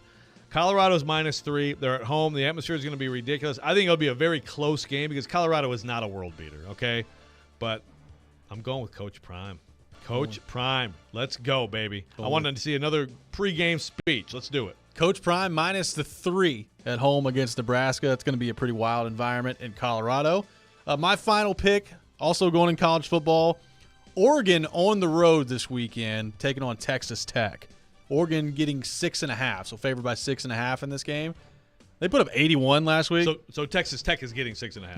Yeah. Sorry. Yeah. Oregon is going to destroy Texas Tech. I think they win by 3 touchdowns. So I'll take Oregon minus the 6.5 in this game. Did you see the Oregon? Bo Nix. Every time they score a touchdown, their mascot has to do push-ups. So like, you score 7, you do 7. You score 14, you do 14. The one after that, got to 81 last week. They counted it up. It was over 500 push-ups for that guy. That guy's probably like in the hospital this week. He was struggling after the last touchdown. When they got to 81, it was a struggle bus. He was for the Oregon Duck on the ground. My gosh, I didn't realize that you had to add them. Yeah, add them up. Yeah, just wow. So Oregon Good for him. minus the 6.5. I'm taking it against Texas Tech. Not a great. I mean, look, there are some good matchups in college football this week. We really haven't had like a great college football weekend yet. Well, Conference play's coming up, so next week is a loaded week. I've looked ahead, but I still we still have. I mean, Vandy and Nebraska, Colorado, good for the early spot. Actually, Ole Miss, Tulane, I'm very intrigued. Texas A&M, Miami, I like That's that a good one. I thought about going there with that one. And of course, Texas, Bama. Yeah, nothing great late, unfortunately, this week. But next week it gets really rolling. It's been Pigskin Pick'em. We'll take your picks, by myself at that your point. thoughts on the Titans, your thoughts on college football week 2 on our text line driven by WilsonCountyHyundai.com. 615-737-1025 is our phone number. You're listening to Robby and Rexrode, 102.5-106.3 The Game. Whether it's college football, players might end up not going to Alabama or Georgia, or the NFL, I think that this team wins the AFC South. Trevor knows. Join ESPN's Trevor Maddich every Tuesday at 4:30 on Stillman and Company as he gives his opinions on the latest from the gridiron. I'm going to the team where I can get a ring. Trevor Maddich brought to you by Houston Clinic Orthopedics, where experience matters, on 102.5 and 106.3 The Game and the Game Nashville app. Hey, it's Jared from my friends at Hiller. It's about to start getting cooler, and it's time to start thinking about your heating system. You do not want to experience breakdowns when that first temperature drop happens, so it's time to get your heating tune-up taken care of. Luckily, happy half-off month at Hiller. Tune-ups are 50% off. This month, Hiller is making it easier than ever to tackle necessary home replacements by giving you 50% off select add-on items. Hiller Plumbing, Heating, Cooling, and Electrical, proud supporters of the Preds, the Vols, and Vandy. Hiller, call the Happy Face truck today. Real estate investors, get ready for an incredible opportunity. D&M Development is thrilled to announce the Phase 1 presale of 16 non-owner-occupied short-term rentals in Nashville's exclusive resort-style community, the New Cumberland. Nestled between Germantown and East Nashville, this exceptional location offers stunning views of the city and the Cumberland River. Each unit features spacious kitchen, 4 bedrooms, and 4 baths, providing the ultimate luxury experience for your guests. Resort-style pools and a wide range of amenities. Don't miss out on this exclusive investment chance. Visit thenewcumberland.com for more information and secure your spot in this extraordinary community. Being value conscious and getting the most for your money is so important these days, and that's why it's more important than ever to shop at Genesis Diamonds, the undisputed value leader. Part of the education at Genesis Diamonds is we explain to you how we travel the world and purchase our diamonds, how we buy in bulk, we pay cash for our diamonds so we can save every possible percent to save you money on your diamonds. Genesis Diamonds Vice President David Cooper. There are no middlemen, there are no other wholesalers or dealers, so we cut out all of those extra added markups and pass those savings on to you. When you combine that unmatched value with a totally no-pressure shopping experience, you know you're in the right place. Because we do not work on commission, our sole purpose is to make sure you get exactly what you want. There's nothing in it for us personally, whether you spend $1,000 or $100,000. That's why at Genesis, people often end up spending less than they had budgeted. Our goal is to purely present you with options so you can choose exactly what you want. The value you want, the experience you deserve. Genesis Diamonds, Green Hills and Cool Springs. It's Raymond and Austin. We're back on All-Star Sports Radio. Celebrating their 30th year, our sportsbook and casino sponsor, BetUS.com, is going big. That's right, Austin. Sports bettors can win a new truck, get the industry's biggest 125% sign-up bonus, and even get up to 30 risk-free bets. Touchdown! BetUS also has a 150% casino sign-up bonus. Blackjack, now you're talking, Austin. They also have live dealers and live betting on sports, including racetrack. Get started today at BetUS.com, where the game begins.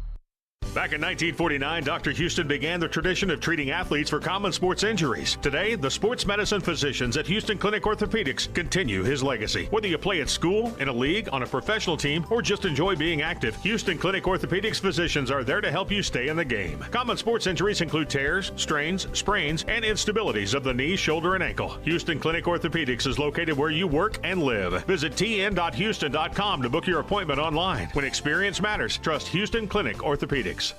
Teddy's Tavern, downtown's newest bar with an old Nashville feel, is conveniently located across the street from Bridgestone Arena and just blocks away from the pedestrian bridge. Get a taste of the new brunch menu to fuel your Titans Day pride on game day. Pre-game specials from 9 a.m. till kickoff when the Titans play at home include 2-for-1 draft beers, mimosas, and Bloody Marys. Teddy's Tavern is where you want to be before every Titans home game, so come downtown early and meet me at Teddy's. It's a long summer. But don't worry. Hockey will be back soon. You'll hear every slap shot, save, hit, and of course, Knocked down in front, rebound, and the score! on your home for Smashville. 102.5 and 106.3, The Game and the Game Nashville app. Is it October yet? You're locked into Robby and Rexrode. Every morning, first thing. Presented by TJ Anderson Homes of Benchmark Realty on 102.5 and 106.3 The Game and the Game Nashville app. Welcome back in, Robby and Rexrode, streaming live on Twitch, Twitter, YouTube, and Facebook. Our video streaming brought to you by Superbook, live from our 102.5 The Game studio, brought to you by Hiller Plumbing, Heating, Cooling, and Electrical. Robby Stanley, Joe Rexrode, Nick Keyser here with you. Looking ahead to Titans Saints Week 1 here on WHMR. We have all picked the Titans to win the game in Week 1 against the Saints on the road. So a Titans sweep between the three of us. Honestly, Joe, though, I look at the matchup, and I think it's going to be a good game. I think it's going to be a close game. But I do feel like the Titans are the better team in this game. I have more confidence in their defense. I think their defense is going to play well. I think they've made enough improvements on the offensive side of the ball where they'll be able to scrounge together enough points. I'm not going to sit here and tell you that the Titans are about to put up 35 or 38 points on Sunday, but I think they'll get into the mid-20s, and I think that'll be enough for the Titans to win this game. So, you start to talk about the winnable games on the Titans schedule, the toss-up games on the schedule for the Titans. This is one of them, but I feel like the Titans are the better football team heading into this game, and I think they're going to win on Sunday. I do too. I mean, I'm just telling you what I think. Yeah. I don't know what to tell you. It's I think they're a better football. The Saints have some guys, and I do think that's the area that can swing it New Orleans' way is the big play passing game. They've got good pass catchers, and reports out of Saints camp this summer have been a lot of explosive plays. They look good with Derek Carr. So it's all about – that's the thing. How do you minimize that? You affect the quarterback. And Derek Carr, Titans have had a fair amount of success against him, getting in his face, and I think that's a big thing. But what we don't know is, like, how clean are the pockets going to be for Ryan Tannehill, I mean, I think both quarterbacks are going to face some duress in this game. But I think the Titans will be able to run the ball. And, the Saints, by the way, Kamara not in, but also Kendre Miller also. Yep. And basically it's like all Jamal Williams, and I like Jamal Williams. Last night at times I was watching it, and I'm like, is David Montgomery a huge upgrade over Jamal Williams? I mean, it's pretty similar. I like him, but as your entire backfield, I don't know if that's a formula for success against what I think will, again, be one of the best rush defenses in the NFL. And if you make them one-dimensional – and don't let the ball go over your head, I think you're going to have a lot of success defensively. What do you think about Jags-Colts coming up this weekend? Nice AFC South matchup to kick things off for the Jaguars. On the road in Indianapolis, Jags, I believe, are a 5-point favorite in this game on the road. Like, I think the Jags are going to go house them, but, Fat Jack mentioned it yesterday. He did. I swear, I didn't need that stat to have that feeling. Like, week 1 – division rivals, it's like your Packers and Bears. Mm-hmm. And I'm going to root because Michelle asked me on our text. I'm going to root for the Bears because you do that. I don't. Yeah, sorry, man. I got to root for the Bears because Ryan from Chicago. I mean, I'd like to know who's more insufferable between you and Ryan from Chicago in terms of after a loss. Oh, probably me. But, I mean, he's so used to losing, so he's gotten used to it at this point. He's on the text line talking trash about you got to have a quarterback to score. Yeah, I know. His quarterback is Justin Fields. That should be a huge problem for him. I know that. It's gonna be fascinating. I can't wait. Like I said, you better pray to God if you're a Bears fan, you win this game. So I've heard it's been 5 months of, oh, my God, Rodgers is gone. A new era of Bears football. And if Jordan Love steps in there in week 1 and beats them on the road, I'm not going to shut up about it ever. No. Well, that's the thing. How much of our show – so we can't even talk Titans Monday if that's the case, right? We'll just go Titans on Tuesday. But, yeah, Colts, Jags. I think the Jags are going to go in there and thump them. But it's the home opener. It's going to be the most excited Colts fans are live watching a football game all year because it's before they watch their team play and realize how bad they are. Anthony Richardson, yep. And Anthony Richardson debut. What if he makes a couple electric plays? You get a turnover. You get a block punt. Whatever. By the way, it's 4.5, the line. It's gone down. Man, what does that tell you? I don't know, but I kind of regret now on Pigskin Pick I'm not locking up the Jags. But maybe I'm wrong. I don't know. Those games can be very weird, just like the weirdness of the Jags knocking the Colts out of the playoffs 2 years ago in the finale. It made no sense at all. A couple of other great games that I'm interested in this weekend. Not that they're underrated, but I just think it's awesome. 49ers-Steelers in week one. That's a good one. I think it's going to be really good. That's in Pittsburgh, 12 o'clock on Sunday. Looking forward to that one. Obviously, Cincinnati and Cleveland, Battle of Ohio. Cincinnati a 1.5-point favorite on the road in that one. Joe Burrow fresh off their new deal. And then, of course, there's the Monday night matchup between the Bills and the Jets. That one's going to be a doozy on Monday Night Football. Yeah, the Monday night game is legit awesome. So, by the way, they're doing the thing. I guess they did it last year 2. So now the doubleheader is the second week. Yep. They were kind of doing the doubleheader the first week. Now they go second week with the doubleheader, and then they just go back to normal. Why? I'm all for eliminating doubleheaders in general on Monday Night Football. But, yeah, the week 2 thing makes no sense to me. I don't get it. And I don't even think they're very good next week either, right? I don't think the games are good. One of them's not good for sure. So I remember looking at it and cringing. But Bills-Jets this week, that's a great Looking forward to that one. Yeah. If Vanderbilt gets this done tomorrow and they go on the road to win at Wake Forest, how big a win is that for Clark Lee and this program if they're able to pull it off? I was about to say biggest win of his tenure. It's hard to put that ahead of going to Kentucky and coming back and winning with your then backup quarterback. So any SEC win is bigger, but they win this game, and then we start to say, okay, yes, actually this team that we thought might turn into a pretty good team, okay, there it is. The team is in there, and also now you really get serious talking about a bowl game. You get serious talking about a possibility of a 4-0 start going in the SEC, and that's obviously unfamiliar territory for Vanderbilt. It would be huge. Yep, I think they're going to pull it off. I'm looking forward to see what they can do. I mean, it's been underwhelming, in my opinion, so far. But like you said, Joe, that happens all the time in football, and then all of a sudden you figure things out and your game plan looks good and you're able to pull things off and look like a different team. So can Vanderbilt do that tomorrow? Texas is going on the road to take on Alabama, Colorado, Nebraska. Lots of intriguing games in the college football world tomorrow. But if Vanderbilt can get that done and improve to 3-0, I like their chances then the next week to get to 4-0. And if you get to 4-0 in non-conference play, Florida's on your schedule. We'll see what Missouri is. They take on MTSU this week. Kentucky Auburn comes in. Kentucky Auburn, comes in. Like there's balls, some winnable games. Blowout win in Knoxville this year. That's right. See what happens. Packers-Bears. That does it for us today. It's going to be an interesting weekend of football. We'll be back on Monday morning to discuss it all. The Chase and Big Joe Show up next. This is 102.5, 106.3 The Game.